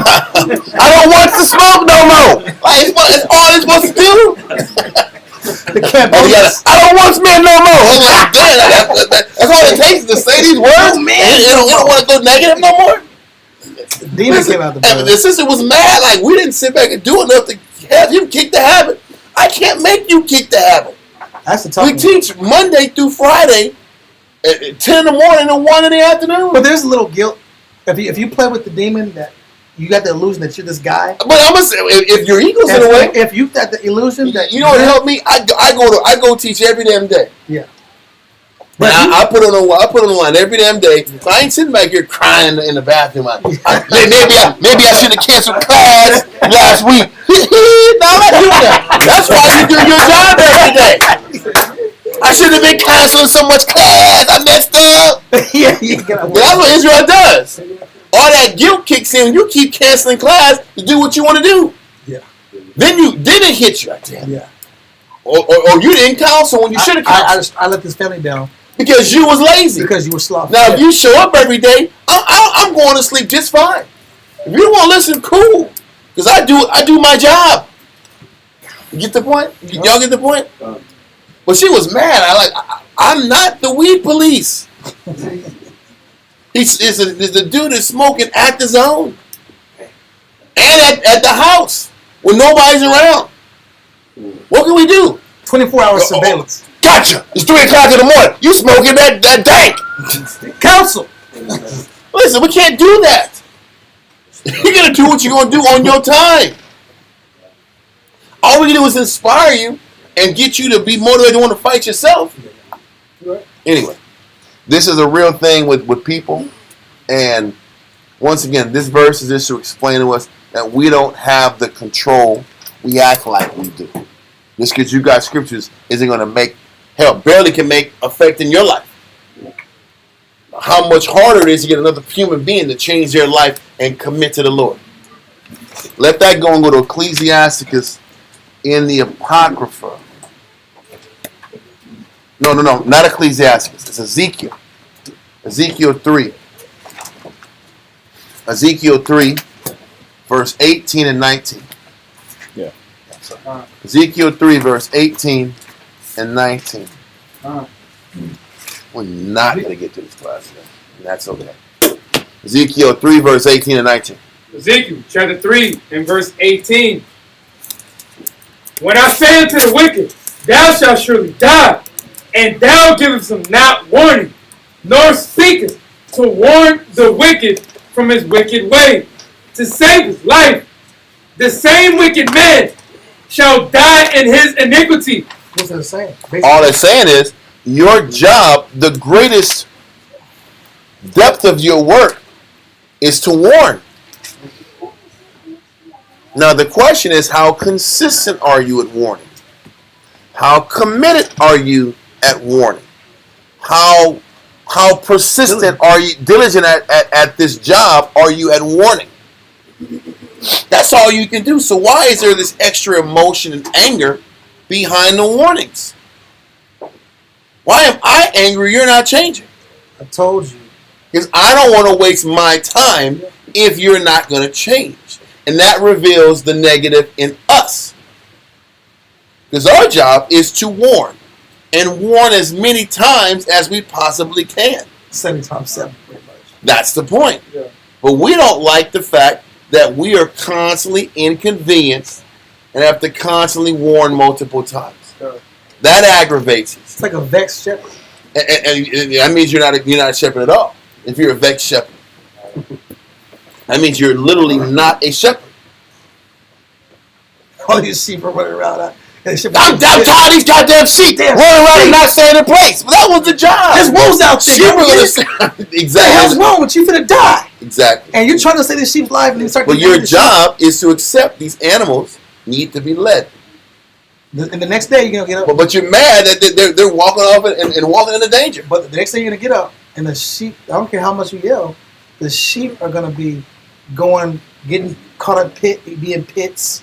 You know the problem is. The shepherd that does that is lazy. The shepherd is lazy. I don't want to go out there and get him today. I got him yesterday. He's in that pit again. I'm tired of these something snakes and this something playing. I'm tired of sitting back here being a shepherd every damn day. Yeah. I'm tired of sitting back here and corralling this person's thought. Think about this. All those sheep have different what? Personalities. Personalities, minds. They have a spirit to them. So this one sheep is going to always go to this certain pasture and break off. These other sheep these three are going to break off this way. They all have different tendencies. Yeah. So why are we mad at varied animals' tendencies when that's our job is to deal with their tendencies? It's the same thing with us. There's certain brothers that have tendencies to move, to act a certain way at certain times of the day. Why are we angry that these men fall into those tendencies every day? Didn't the Most High call Israel the lost sheep in the house of Israel? Yeah. That means the people have tendencies that you have to accept. That those tendencies don't change probably at all. And can I accept those tendencies being the same way? This brother, when he wakes up, it takes him 2 hours to start being in order. Am I right or wrong? It takes certain people like 2 hours to be respectful. I can tell you, listen, you got to be respectful as soon as you get here. Does that mean that sheep is going to sit back here and be respectful? Look, that's a response. But it's calm. It's really calm. That's what it is. I got to accept. He's buying me. He's not going to do it right now. I got to work and be patient until this person fixes this issue. But we don't look at things spiritual. Gotta be a broken record. But see, we are mad that people don't change. And their personality and how they move is different than us. And we can't accept that. But part of the work is accepting the students you got. Because who sent them to you? God sent those people to you. The Lord is like the guy that owns the land. Exactly. And we're hired like. And the Lord knows this kind of person vexes you. So he's going to be with you all the time on the truck. On the pasture. This person that is always going to be there. And it makes you feel a certain type of way. So you're there to teach them. And they're there to sit back and just show, are you really serious about teaching? Are you really serious about giving? Yes, sir. Yes, sir. The last part of that scripture, but his blood will I require at thy hand. Yeah. What that is saying is this. Let's finish the verse. Let's go from the top again, and we'll explain it. Ezekiel chapter 3 and verse 18. When I say unto the wicked, thou shalt surely die, and thou givest him not warning. So, the Most High is saying, this person's actions deserve death. The teacher, their job is to relay that message to the person who's making the mistake. Read on. Nor speakest to warn the wicked from his wicked way. Our job is to warn a person from the path and lifestyle they're choosing. Read on. To save his life. And our job is to warn with the hopes of saving. Read on. The same wicked man shall die in his iniquity. Mm-hmm. But his blood will I require at thine hand. What it's saying is because if you choose not to warn them, they're going to die either way. Because they haven't changed their life. But if you don't sit back here and you get tired of warning, that means the blood is on your hands too. Because you're responsible for whether they live or die. Because you're supposed to keep warning to cover your tail and to protect you from being punished for this person's fall. Because aren't we supposed to be our brother's keeper? We're supposed to be responsible for helping a brother change. Now, I can't make you change, but I can sit back here and teach you every single day to bring you back to the body. And whether you hear or forbear is now on you. But if I sit back here and get emotional and stop warning you, now when this person falls, now it's on me that you fail. Because what we want to do, we want to sit back here and warn you once or twice and then stop giving. But because it is partially as the occupation of a shepherd, if you have a failure as a shepherd, if the wolf eats the sheep, then technically you get charged for that. Remember, Jacob said to Laban, "Hey, every time there was a loss of a sheep, loss of property, I put it on me. I put it on me, meaning you're charged for it." So we're charged. If we're shepherds, we're charged We're charged for not warning. For not warning. We're not charged if a person doesn't change. We're charged if we quit on people. Spiritually. When we quit on people and stop warning, then it's on us. That means I was given the responsibility to lead and teach and develop. And because teaching and leading and warning was inconvenient to me, now I stopped warning. Now that blood is on my head because I was selfish and I was caught up in the me. Yes. Is there ever a time where enough is enough? No. If they're here, if they're here at 4444, the answer is no. It said, "Is there ever a time?" The T-shirt. Is there ever a time when enough is enough? Oh, this wear the shirt. Enough is enough. That's the single place shirt. I guess the answer is this: as long as they're in these doors, no. Oh, okay. No, they walk off and they leave. That's on them. Chuck the deuce. I'm like this. I'm like this. I pulled like out this. the chuck for the south and the north. Chuck and deuce. Listen, but then this is the thing. You can do this all you want, but when they come back, guess what? You gotta open up again. It's time to teach. So are you really deucing them? No. You really can't cut them off. Because what you want to do is kind of do an out of sight, out of mind. I don't give a damn no more. That issue's out of here. You can't do that because when they come back, you got to be right back at it, ready to work with them. Because they're back under your charge now. When they're not on the pasture, and they make a decision, that sheep makes a decision to go into the mountains or go into the valley. Hang out with the goats out. They go with the goats, those demon goats that they want to kick it with out. You eat that grass over there and get all wicked out and get sick.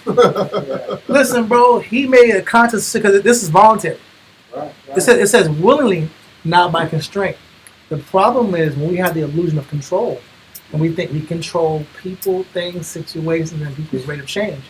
Now you're going crazy in the truth. Right. Or with your people that you care about. Now you're being this extremist. Now you're turning into Stalin and Hitler and you're turning Suge Knight in your house because you think you control something. Right. When our job is just to give the message 1,000 trillion times and be at and allow peace. the Most High to work on that spirit. That's the job. So let's read verse 19. Ezekiel chapter 3 and verse 19. Yet if thou warn the wicked, and he turn not from his wickedness. So that means you did your job pretty much, right? Yep. Nor from his wicked way, he shall die in his iniquity. He still dies. Yep. He gonna die whether he listens or he chooses not to listen. I'm sorry, I was said wrong. He's gonna die if he doesn't listen, or if you don't warn them, he's gonna die. Okay, read on. But thou hast delivered thy soul. What he's saying is, listen, your soul is clear if you keep warning. Okay. That makes sense though. That's fair. So I'm not getting charged. Yep. Because if I'm doing my job and and my ego or my pride or my emotions don't get in the way of me to stop warning and stop giving and stop developing, we have too much of a transactional expectation with dealing with Israel. And this is why we quit on people, because if I'm not getting what my fix wants, what I want out the deal, when I don't get a fix out of it, I'm not helping you. And my I'm not going to be kind and sisterly and brotherly. And that exposes your ulterior motives of evil. So let that verse go and go to 1 Corinthians 3, verse 5 through 9. So he's saying, in other words, no quitting on the sheep. 1 Corinthians chapter 3. 1 Corinthians 3, verse 5 through 9. But that doesn't mean you don't draw a line in the sand. Well, you're supposed to listen. You're supposed to sit back here, and the scripture says that if a servant doesn't want to go to work, you put more fetters on him. Yeah. So that means you keep putting pressure until they change. You can sit back here and ramp up the requirements, but you don't got to be emotional about it. You don't have to be angry about it. Anyway, read that 1 Corinthians 3, verse 5 through 9. 1 Corinthians 3, verse 5. Who then is Paul, and who is Apollos, but ministers by whom ye believe? He's like the two top teachers that had the greatest impact on the Israelites in this region. Paul is saying all we are just ministers in which the people believe them. We're just teachers. We're nothing more than just teachers. Read on. Even as the Lord gave to every man, I have planted, Apollos watered, but the Most High gave the increase. He says, I planted, Apollos watered, but the Most High gave the increase. He's like, Paul came in and initiated the movement in Corinth, in Greece. Paul left to do other missionary work, and Apollos took the message and he watered. Watered is what? Listen, to plant is like a one-time significant thing. Apollos just constantly watered and fed the flock. Nurtured and gave it attention on a daily basis. Okay? But it says the Most High provides the increase. The increase means what? The real growth. The Most High causes the people to grow. Not us. Not us. But so whether I'm laying the foundation of your spiritual development or a brother is working with you day to day, that doesn't provide the growth. And that means I can't say that this person's growth is because of me. That's a bad thing. That's a scary thing to think like that. This person's growth is because of me. This person changed because of me. It's like a bad doctor. He has a God complex. Yep. Now you got a God complex and you're a spiritual doctor. And you're not giving Christ glory. That's the worst Christ part. deserves the glory. Listen, Christ is the one that finally set the stage in your life to get you to really see the point. Our job at best, like we've been mentioning, is to be the what? That control group. That consistent, steady influence in the student's life. That's our job. Is this your opinion? Is this how you see it? This is what the Bible is saying. We're that steady influence in the people's life. And our job is to be a good example. So when people are leaving or coming or want to leave and want to come back, we're that beacon and say, hey, if you want to get your life stable, come here.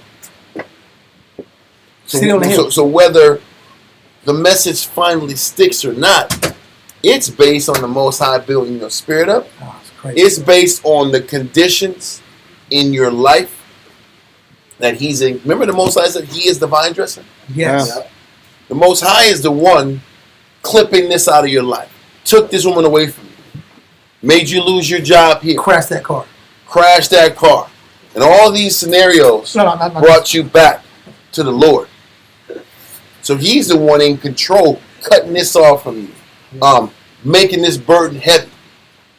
To where you sit back here and say, man, I got to get back right with the Father. It's Him. All we are is that constant force that they got to come back to get the answers. But you're nothing. But this is the part. Nobody likes the "I'm nothing" card because I've already given. What am I doing this for? I've given everything up. Or people will say I have low self-esteem. There's all these victim conversations, but really, it's my pride is not nurtured because you want something out the deal. This is still about you wanting something out the deal. Recognition, respect, appreciation, love. You can't do this for love. How about that? Because Israel is one of the most hateful people on earth. Israel is one of the most hateful nations on the planet Earth. If you're in here for love and appreciation, you're in the wrong spot. Wrong job. Man. And it's the truth. And to the do-gooder, which I came in as a do-gooder. I came in like, man, I'm just gonna Listen, I came in here to save the nation. Yes. The nation. I came in to save the nation. We did it. But you know, it was TV nation building because I didn't know any better. Right? Yeah. You sit back here and I saw Malcolm X. I said, you know what? I can do that. You saw everybody, all the people in the white, the women in the white, they were all in order, like Khan. All the dudes with they monkey suits on the right hand side. Everybody was locked in. Yeah. It was like 80,000 people at these stadiums. I said, man, I want to do this. Who didn't want to do that? Remember in Malcolm X, you said, man, they all in the line to do this. And everybody turned and walked away. Come on, it was cold. That was cold. You know that was cold. I was like, that was powerful. He marched out and had everything in order, lots of steps. And that's what they said. But I said, that was cold. I want a nation built like that. But I had a dream, but I was in a pyramid filled with water.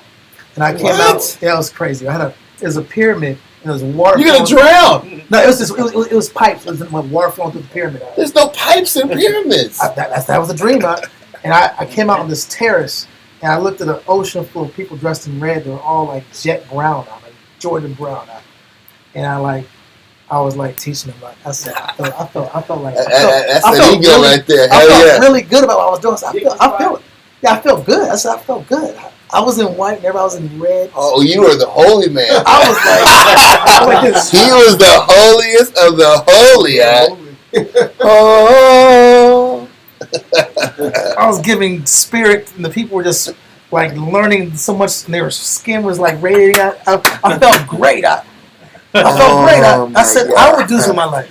And you were back to Africa too. And you look up and like, I hate that brother. I hate that brother. Yeah. I hate him. I just hate him because I hate him. Like, what is it? And he gave me a reason. He gave me a good reason to hate him too. Listen, and the reality of what you see every day with brotherhood was nothing like what it was in your head. That pyramid with the radiant I was in class. I one day in class, see a sister coming all red. I said, that's like my dream. That's as far as the dream went. Sister wore red that day. She wore red and she had some glowing skin. Now that's Most High gave you a little glimpse of that little vision. Here you go. The sister came in class. I never say anything about it. She came in class, radiant brown skin, just rich skin with crimson. It was crimson red outfit, like my dream. And she sat in class and she learned the Bible and walked out. I'm like, that was it. I threw it all away for that 2 hours. You didn't come back for the class. What is this about? Listen, you see, this is why you can't make dreams and visions. You can't let visions and dreams be what motivates you. You better use this book. And you realize, like I said, I have my TV mind of unity out. When you get to the real nuts and bolts of it, it ain't nothing like that. It's a one-sided thing. And this is the point. Teaching is one-sided. Giving and development is one-sided. If you can understand that, you can last in this quote-unquote Bible teaching business. That's correct. I was going to say, too, on that point in the scripture, these are two different dynamics of investment, though. Right? I'm saying all we're doing is investing. Whether they grow, whether they change, that's the most high. Well, it's not. That's why I said it's not two different dynamics. It's one dynamic. I'm giving for free, and what you do with it, you do with it. It's the same and I'm going to go to the next student. I'm going to give for free, and what you do with it, you're going to do with it. Listen, I'll never forget the first set of men, the first classmen I developed, and a couple of them left out, and there was anger there. I was frustrated that these men left. Until I realized these men weren't mine. Just because I put in the first generation 5 to 7 years or 8 years of my time and my life into those men didn't mean I owned them. And then once I got to really accept that, my teaching was able to take off. But a lot of us, when men leave, it's almost like we expect everybody that we teach to stay and lock in and never fall away. And that's just extremely immature and controlling from our perspective. Let this go and go to Luke chapter 17 and 10. No, I'm not even done with this, am I? No. Read on in 1 Corinthians 3. Come on. 1 Corinthians 3 and 6. Yeah. I have planted, Apollos watered, but the Most High gave the increase. Mm-hmm. So then, neither is he that planted anything. Listen, the one who initially builds a person from scratch is nothing. Read on. Neither he that watereth, but the Most High. But the person that waters is the person who puts the majority of time into you. Puts hours and weeks and months and years into you. He's nothing. Because the Most High got us doing a job. Read on. But the Most High that giveth the increase. The Most High gives the increase. He is the one that gets the glory. We're just playing a part for a period of time. This is why you have to look at things. The Most High brought this young man to you because the Most High saw something in you in which he felt you can water this person. And can we accept that? He saw something in you as a leader and said you can help water this person. But don't make yourself any deeper than that. You're just a water boy. Yeah. You're the water boy. That's what we are about. Okay, let's do this. And go over there. And go over there. This is a little dry. Go over here. I don't need you to give an opinion about the grass. I don't need you to sit back and give me your 10 cents about if this water is too warm, or if you need to mix it in with some herbal grow. Get off your ass and go put some chocolates on and go water this grass. Just get outside and do it, bro. And deal with the bugs and the flies and get up here and do it. And then when you're done, that's all. That's it. That's all you get. Then you gotta go to the next person, do the same thing over and over again. We make ourselves way too important, way too special. That was why when I saw certain pastors in different camps, when they said, "Yeah, these are the 3 greatest men on earth," I'm like, "Whoa, you're just a gardener too, bro. Why are you acting like you're the greatest man on earth when you're just a gardener? Why are you even acting like you're beyond what you are? You're just a water guy. Why do you want to make yourself more special than that? Because you're not." Read on. Verse 8. Now he that planteth and he that watereth are one, and every man shall receive his own reward according to his own labor. Every man's going to receive his own reward according to his labor. Read on. For we are laborers together with the Most High. Ye are the Most High's husbandry. Ye are the Most High's building. We're the Most High's husbandry. We're the Most High's building. And our job is to help build the spirits the Most High brings in our lives. That's it. We help build. And if we can accept our job is not as important as we want to make it, it brings us back to earth. But it also, when you realize you're not as important as you think, that's also a blow to your ego. Are you going to sit back here and keep doing your job with your greatest of effort, knowing that you're not as important as you think you are? That's a question to ask. That's a major concept because a lot of times through the illusion of importance is why we're motivated, why we stay motivated. That's powerful because sometimes, it's just natural. Not like people are just bad people. It's natural. When you have the illusion of importance, then you wake up and you give 110%. But when you realize that you're not important, do you still give 110%? You're not that important, and the people you give every day don't really care like that. Then what happens is that ego and that motivation deflates. Then all of a sudden, you don't want to get up at 6 o'clock in the morning. Ain't no 6 o'clock. Then you want to stay in that bed. Yeah. This bed is comfortable. Why do I got to get up so early? They don't care anyway. They don't want to change anyway. I'm spinning my wheel. I can't wake up in the morning. Now you can't wake up in the morning because your motivation is gone because the ego is removed out of what you do every day. But if the ego is there, and you get because some people will give you the fake importance conversation if they're not being a real counselor, but they're being an evil counselor out there. And they'll blow your head up. And then you're on fire because it happened in Georgia. He blows on fire in Georgia. Put on spirit Came back to San Antonio, didn't do anything for anybody. Remember that conversation? Yeah. You're the guy, you're the chosen one, you're the Jedi. Yeah. Brother came to San Antonio. I don't know what the movie was to trip, but You're listen, the Jedi. you're the Jedi. You're the chosen one. Yeah. You're the chosen That was one. part 3. The brother came back to the city and they do nothing. You were for supposed anyone. to save the people, not destroy them. I mean, they were that fire city act. I'm sorry, that fire planet. Anyway, I'm sorry. No, but nothing got done for anybody. Matter of fact, after that, as the brother got super built up, I think he like quit like a month later. Yeah. I'm like, whoa. Yeah. Because there was no gratification and soothing of the ego to do the job. So you're almost like, sometimes you tempt a counselor to tell you a BS tall tale.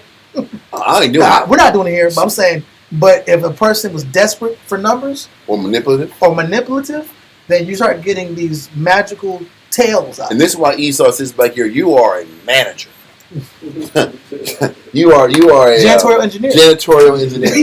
Yeah. You are a janitorial engineer. Or a lavatory engineer.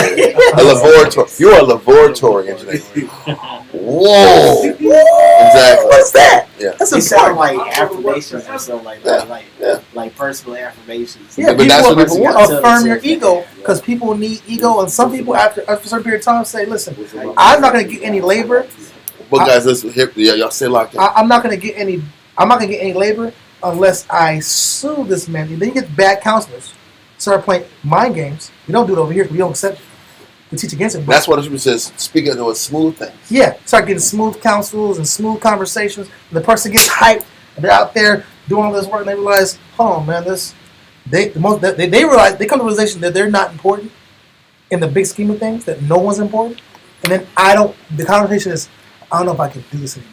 Yeah. Then you have about 7 days till you just stop something to work. I'm not putting that direct. No, I'm Yeah. just trying to be like detailed. It might not be 7 days. It might be 3. I wasn't trying to get lower. But can we do this job without, like you're saying, can I be a shepherd or a giver without being there about me? God, and that's the point. And this is the mindset we're supposed to have when we counsel. Go to Luke 17 and 10.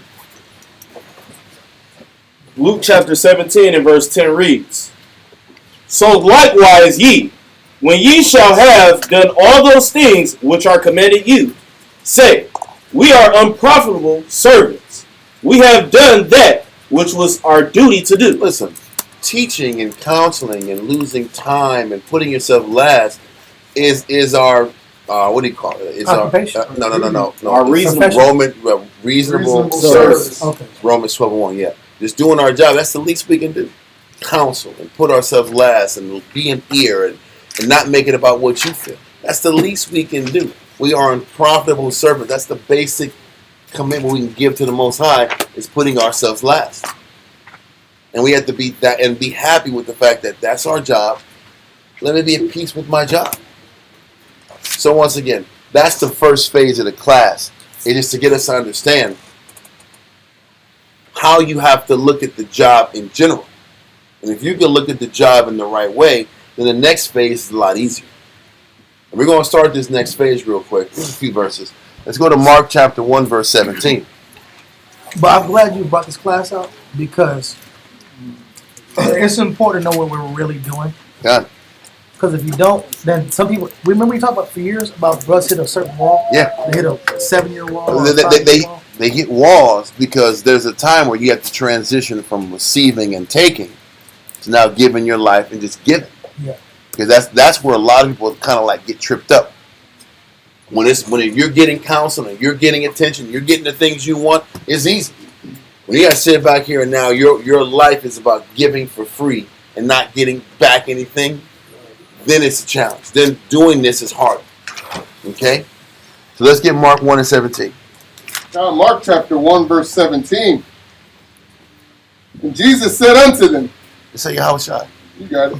Yahushua said unto them, Come ye after me, and I will make you to become fishers of men. So Christ is saying, listen, Christ is teaching us how to properly fish for men. what we've kind of explained in the first two quarters or 2/3 of this class is how pretty much prep your kit and get your fishing lines the right way and get your bait the right way. Yeah. You can't just go fish without preparation, right? You got to get up in the morning at a certain time. You have to have the right bait, the right tackle. All your equipment's got to be right. So what we've read earlier is establishing what does it take to just get things together the right way.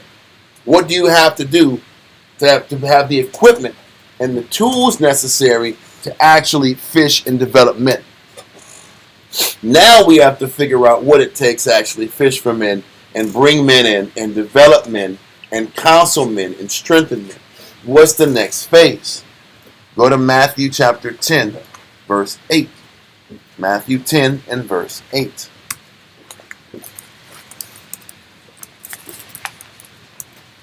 Book of Matthew, chapter 10, verse 8. So what are we supposed to do once we have these fish? Once we have these students? Once we have these brothers and sisters? Read on. Matthew chapter 10, verse 8.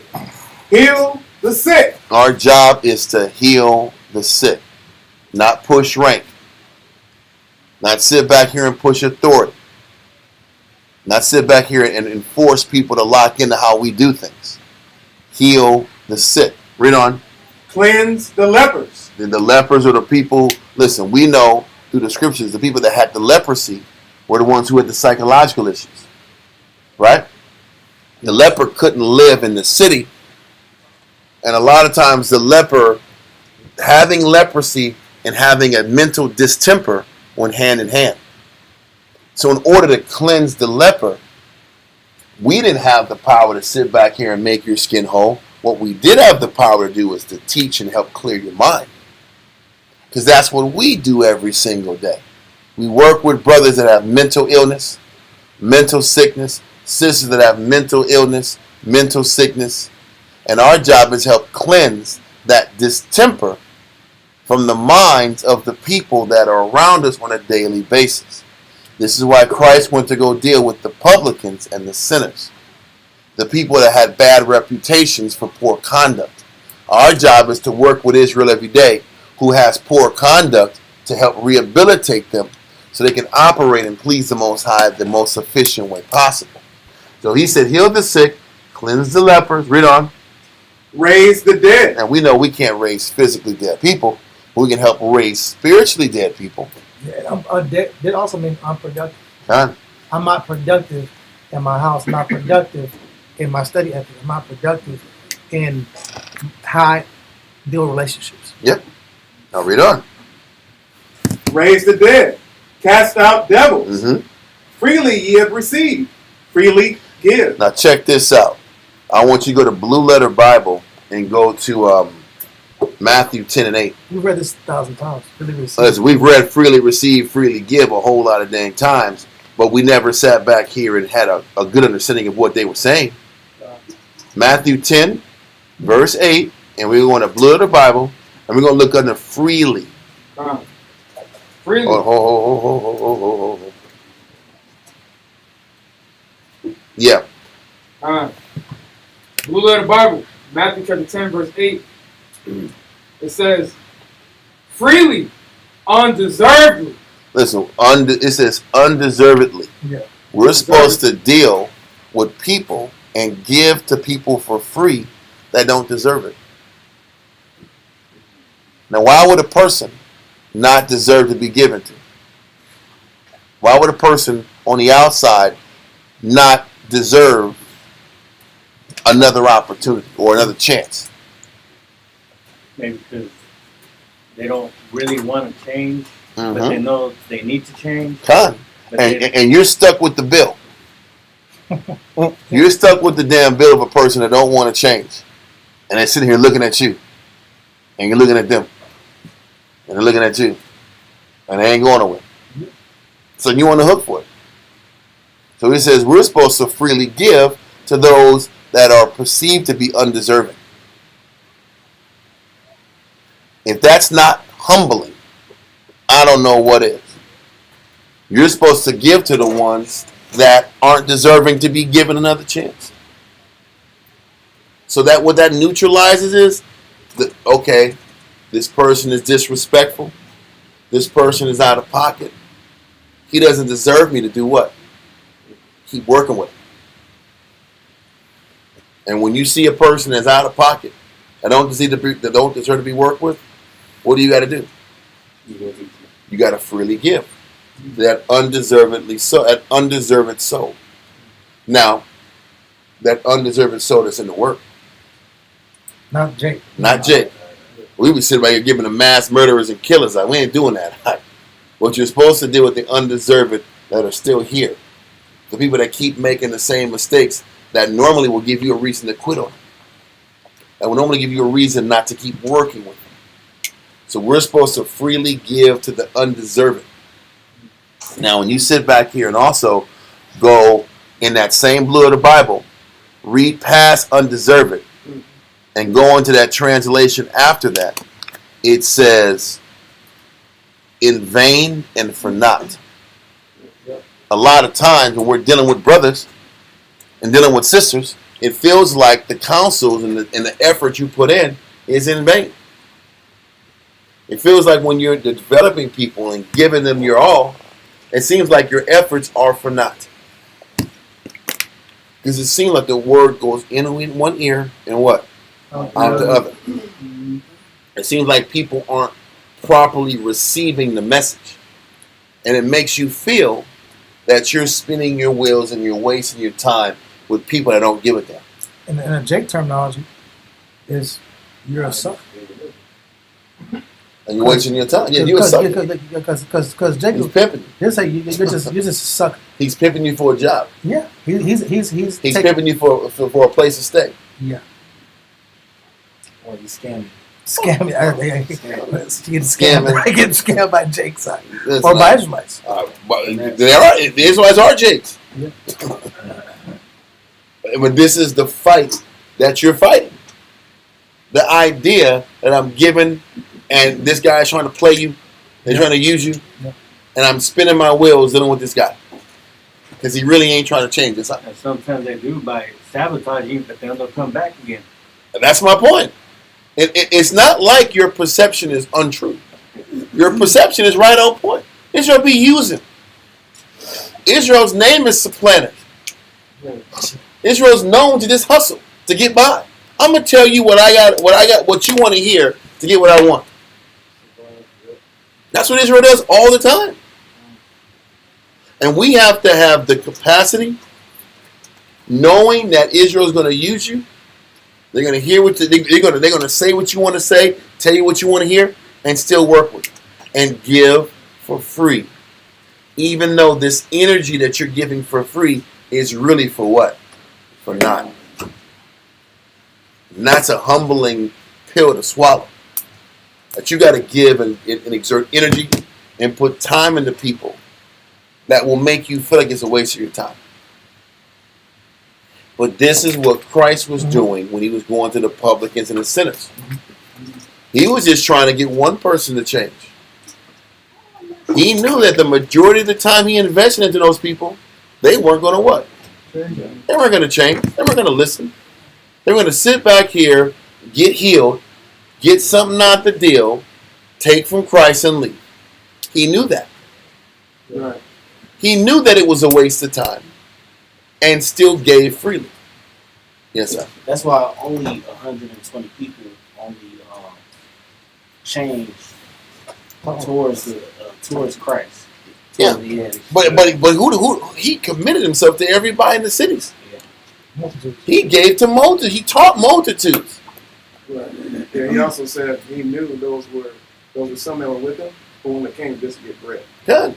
He knew people will use and usurp and say what they gotta say to get what they want. And this is what giving for free is, or giving freely is. You know they're not going to appreciate you. You know that the people that you're committed to giving, they really don't deserve the amount of energy you give them. But you still got to give it to them. So that feeling of I'm being used, that feeling of I'm giving and I'm not giving back, you're supposed to have that feeling. That's how you know you're doing your job. Yes, go on. I was going to say too, undeserving. It also means without abandoning. So I'm not supposed to abandon those. But I'm supposed to still get for free. God. Because logic tells you to get the hell away. Yeah. This cat is a sinking ship. I'm wasting my time. I'm wasting my energy. But as long as they're here, it could be. The funny thing is, it could be a waste of time, and it probably is for naught. But that can't stop you from giving. That can't stop you from teaching with all of your energy and effort. And putting hours and hours in what you're doing. And that's the point. You still got to put the time in, regardless if you think it's for naught. Because you could be right or you could be wrong, but that's not the point. The message, you're supposed to burn your energy so that everybody knows the prophet was there. And you burn energy because who are you doing it for? Christ. The only way you can kind of like I guess, maybe deafen that thought of, I'm not getting out of this. If you want to be spiritual about it, or would it be, I gave for free the Spirit that didn't give me anything in return, but the Most High gave me mercy in exchange? Would that be a good way to look at it? Well, the Most High is pleased with you. Because listen, what I don't want to do is to snowball y'all and make y'all think what you feel sometimes is wrong. A person could be trying to take advantage of it. Then confront that, own that, accept that, and still do good works. Because that's what you're supposed to do. Accept that people are sick, people are takers, and people are users.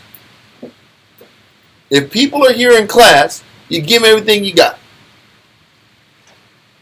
When they leave, you're no longer responsible for them. And you know what? The way you spin it, this is what the Lord wants you to do. And hey, how many years has it changed for you to fix things in yourself? How many years has it taken for you to fix things where you know you were capping at? It takes us years to fix, or I got a better one. It takes us years to finally decide we're going to fight something. That's even better. That's even more. It takes us years to sit back and decide, okay, I'm done playing with this spirit. I'm going to go at this now. How many times we sit back here and are told something we got to face and change, and we keep telling ourselves, I don't have to do it that way. I don't have to do it that way. No, that's not necessary. That's extreme. That's extreme. I don't got to commit like that. Too much. There's no reason I got to do that. And you keep telling yourself you don't have to do it. And then you finally say, yes, I got to confront this. If that's how you are, what difference is it dealing with somebody else? That means while you were in your head telling yourself, this doesn't make any sense, the person that was counseling you was wasting their time. True. Weren't they? They were wasting their time telling you because you didn't want to hear it at the time. They were watering dead grass too. They were watering grass, burning and wasting time until you decided you want to take it serious. So the question is this: when you decided to take it serious, was all that other counsel a waste of time then? Because all that counsel led you to that final decision. It really wasn't. That's the point. It's not a waste of time if you eventually down the line decide to change. But who is to determine if the person is going to eventually change or not? Nobody knows.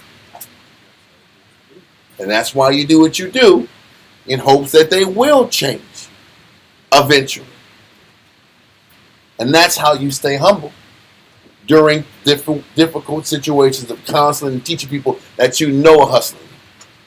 Because that thing could change. If the Most High intervenes, then all of a sudden, their eyes are open at that time. Then they want to change. They might have to go through a catastrophic, life-changing event that the Most High orchestrates. Then they'll come back to you and say, yeah, Most High is real. The counsel you said is real. Now I want to change. But you got to remove your ego out of the equation to counsel, teach, develop, and let the Most High do all the other work. And keep giving to the undeserved individuals that are undeserved in your eyes. Because they're still undeserved in your eyes. We're all deserved in the Most High's eyes. But in our carnal, petty eyes, we sit back here and say certain people are deserving of my time and some people are not deserving of my time. Which When is you do that, now you're out of pocket and Christ is not in you. and that's the validity of the word. And this is why the scripture says you're supposed to give to all the undeserving. That kills that part of you that wants to play favorites. That kills that part of you that wants to be partial. You can't no longer be partial. Because the ones that you don't think are worthy are the ones you should be giving your time to. Mostly still more honor. That's the point. See how it all ties in? Yeah. All the words and all the information just takes away all the ego, all the selfishness, all the preferential treatment. Christ kills all of that negative that we have in ourselves. And there's no excuse but to do your job and give to everybody for free. Period. So read verse 5. I'm not 5. Is it verse 8? Read verse 8 again. Matthew chapter 10, verse 8. Heal the sick, cleanse the lepers, raise the dead, cast out devils. Freely ye have received, freely give. And freely give to the undeserving. In your estimation, to the one who is the most undeserving, you should be giving more of your time to them. And that's how you break yourself. And this next verse is going to tie it in even more. Go to 1 Corinthians chapter 8, verse 1.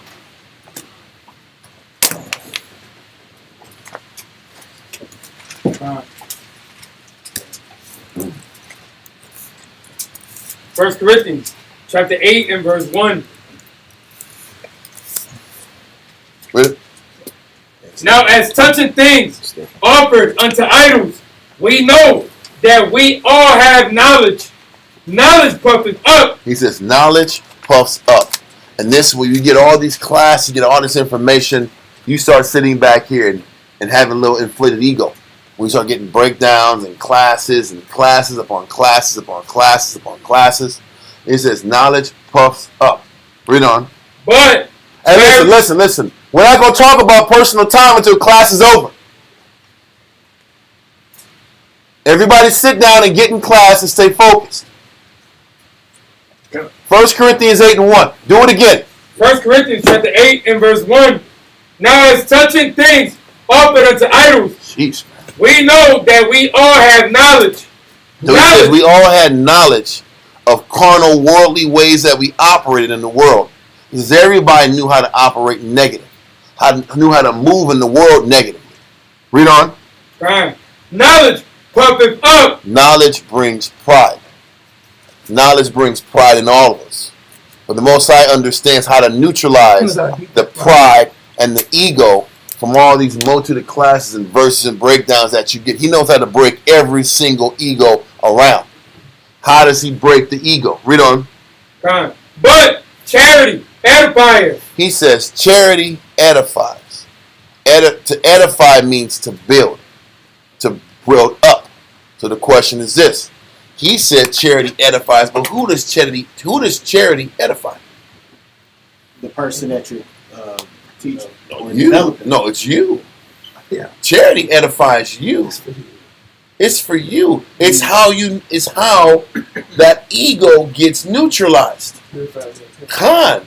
When you got to give for free, that goes right at the ego. That goes right at the pride. Mm-hmm. Which means you're building your spirit. When you got to give and dedicate, and you got to get in the dirt and get your hands dirty with the next man, all that smart guy stuff gets thrown out the way. Yeah. Yes, sir. Because when you get the knowledge, you have a tendency to think that, okay, now it's about what I know. I'm on a level. Yeah. I am a priest. That's why we don't call ourselves priests and priestess and priest and the priest and the priest and the priest and the priest and the priest. All that priest stuff is lame. All it does is sort of catapult you to another level. Now if I'm a priest, I am above this. I'm not Levi. I'm not a priest. How about the Levites or the priests were wicked people? And the Most High hated how the priests moved. So why are we going to sit back here and I'll act like I'm a priest? The priests were bad guys. Can we just sit back here and be teachers? And be servants? And be brothers? All of a sudden, all the ego is dismantled. Just sit back here and teach your people and put them first. Why isn't that enough? Why is these labels got to be put up and set up to make a person feel that they're on some level? You had one job. God. And you added all this. Yeah, nobody said he was the boss. No, nobody said that. Even Paul. Listen, Paul didn't say it. Christ didn't say it. Then why are we saying it? Christ didn't push a label on himself, did he? Some of them have no reputation. Of no reputation. Paul didn't sit back here and push himself like he was on a level. And why are brothers calling themselves priests and high priests and this and this and this and captain of the host? What is all this crap about, huh? It's inflating your ego. You got to walk around thinking that you're something. You're on some damn level. Why can't we just be happy that the Most High gave us a chance to positively influence our people? Why isn't that enough for us? Why can't we accept that we are a living what? Sacrifice. Because that don't feel good. I got to put this scripture. Can you keep going for a little bit? Yeah, go ahead. Read that verse again from the top. 1 Corinthians 8:1. 1 Corinthians chapter 8 and verse 1. Now if such a things offered unto idols, we know that we all have knowledge. Knowledge puffeth up, but charity edifieth. Edify comes from the word edifice, which means to build up. You're getting built up when your ego's being torn down. Simple as that. To build one thing, you must tear down another. You see people with, you go these bad sides of town, you see these houses out, and what's Esau doing? He's tearing down all the bad houses out, and he's putting condos, and he's making the value of the property go up. But we're doing the same thing. We're not doing it for wicked purposes like the gentrification, but spiritually, the Most High is tearing down our carnal, egotistical element, which is the mental part of the flesh. And how do you make a person stop being arrogant, delusional, and prideful? You make them serve the poor. That's what a good parent does. Couple of them real quick. Yeah. Give me Ezekiel 2 and verse 1. And we're going to read down to verse 6. I like what you said. The idea of humbling yourself is something that, if you put in perspective, it's putting yourself in environments where you can't be the smart guy. Or where being the smart guy doesn't benefit you at all. Yep. I still got to be in an environment where I'm not appreciated. Yeah. Where the wisdom that you got doesn't really matter because we haven't gone past the principle conversations. Read verse 1. Ezekiel 2 and 1. And he said unto me, Son of man, stand up on thy feet, and I will speak unto thee. And the Spirit entered into me when he spake unto me. This is the same concept when we get the wisdom. When we get the knowledge, we get edified, we get elevated spiritually. But right after the Most High elevates Ezekiel, and he gives him the understanding, and he gives him the knowledge of the Most High, what does he say? Read. And he set me upon my feet, and I heard him that spake unto me. Because the building up process, like when the Most High builds us up, we come off the streets, we come off the world, and we learn, and we relearn the mind of the Most High. We learn what the Most High actually desires, actually wants. We get put on our feet, we get put back on top, we get stabilized. But after we've gotten stabilized, what was the next order? Read on. Verse 3. And he said unto me, Son of man, I send thee to the children of Israel, to a rebellious nation. You get to now go to a rebellious nation that is not going to respect or appreciate anything you got to bring to them. You get to go to a people that's going to challenge your spirit even further. Now that you've gotten built up, now that you're strong, now that you're stabilized, I'm going to put you in an environment to stabilize others around you. So the wisdom that you got, so the understanding you got, isn't about you anymore. That's why they say to know the spirit, you got to test the spirit. Well, to know the spirit, like in 1 John 4 and 1, to know the spirit of the man, yes, in a sense. Now that you've gotten built up, what are you going to do with that information? Now that you're quote unquote strong, are you going to use the strength and the benefit from the Most High and give back to his purpose? Or are you going to keep it to yourself? And there are men that get the information, put in a little box, and they give the information just for the purpose of feeling like good guys. Not good guys as far as like Christ's good guys, but I just want to be an important figure. I want to be somebody prominent. I want people to not look at me as the guy I was in the world. I had a bad rep in the world. I was a black sheep. I was a nobody. And now I'm somebody. So it's not for the intention of building up the sheep. The sheep don't matter. I'm using the sheep like Barack Obama. What does Barack Obama do? Oh, yeah, man, I'm going to give you everything for free. I'm going to make you feel great. It's time for some change. I'll give you some whoop-de-whoops. But really, I want to be president. Let me and bail out these banks. It bail out these banks. It's really, the old term was poverty pimp. That's what they call it. That's what they call it. Poverty pimp. Where I'm going to give you the message. I'm going to give you the message you want to hear so that you can look up to me so I can be elevated to a position so I can do what I really want to do. And men do it with women, or women do it with men. But it's still extracting off of people. So God does this. Okay, you really care, you really love, you really want to be a Bible teacher, you really be a counselor, you really be this good guy. Okay, get disrespect every day. Get spit on every day. So the same thing every day. Serve endlessly every day. And then always check your intentions when you're giving to other people. Check your intentions. Why are you doing this? What's your motivation behind this? Are you a politician? Why are you so mad that this person has a problem with God? Didn't the Bible say he that despiseth not man but the Most High? What does that mean? This person is disrespectful to you because of what you stand for in Christ. And why am I mad? That this person is mad at the Lord. Because I want to inject myself in a situation. Yeah. Because I'm petty. Because I'm young in the spirit. But I'm sorry, y'all. Go ahead. Yeah, read verse. Let's jump to verse 4. We can speed it up. Come on, Ezekiel 2 and 4. Take your time. Because we're gonna.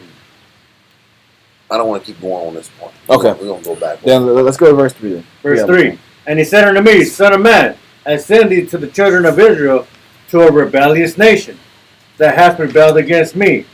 They and their fathers have transgressed against me, even to this very day. For they are impudent children and stiff-hearted. It's 2 in verse. Impudent. 2 and 1 through 6. Means bold. The word impudent. Shamelessly bold. Yeah. And the word impudent is a terminology for a bold person without shame. You had no shame in how you operated with that person of authority that has been feeding your spirit. Impudent, bold, and shameless. God, and that stiff-heartedness is the unwillingness to change quick. I'm just going to keep doing the same thing over and over again. And regardless of how my life changes, I have to follow my face over and over again before I see the light, so to speak. A lot of people operate in that manner. I'll get the counsel told what not to do, but I've got to see it through first. I got to see if what you're saying is right. So I'm going to test the counsel I'm getting by doing the opposite counsel and then follow my face. That is the stiff-hearted nature that Christ and the Most High has been fighting against us for a long time. But he's saying, now that you got built up, this is not your job. This is what it means to be a co-laborer with Christ. Because now you get to go in here and counsel and invest and dedicate with all the knowledge and wisdom that you got, all the strength you got built up, and now give it back to them who are going to still be stiff-hearted and still be impure. But you still got to look at them properly and give back to them the same way Christ gave back to us. Pure. Keep reading. I do send thee unto them, and thou shalt say unto them, Thus saith the Lord power. And they, whether they will hear or whether they will forbear. Whether they will forbear. Whether they hear it or they throw it behind their back. Read on. For they are a rebellious house. Because this is our tendency. We're a rebellious house, so we probably will throw behind our back. Read on. Yet shall know that they have been a prophet among them. And that was the whole purpose of your job. What Award was bringing out in the class of centering is we humble ourselves because our job is to be mouthpieces for Christ. So at the end of the day, when the smoke clears and the bombs drop and you got to testify face to face, you can't say there wasn't a prophet sent to you. You can't say I wasn't warned. You can't say I wasn't taught. Now you have to face the facts. You know what? I was told, I was re-instructed, I was given mercy, I was given humility, I was given consideration, and I still didn't appreciate it. And that's on me. And that's on the sinner. But our job is to keep it pure so they have no excuse on why they didn't change. Why they didn't want to make the adjustment. I want to pull a scripture too. Yeah. Jeremiah 4:22. Major like that. 4:22 time. Yeah, Jeremiah 4:22. Piggybacking with that same line of thinking. Come. Jeremiah chapter 4 and verse 22 reads, For my people is foolish. My people is foolish. Another term is impudent. Sottish. Another term is sottish.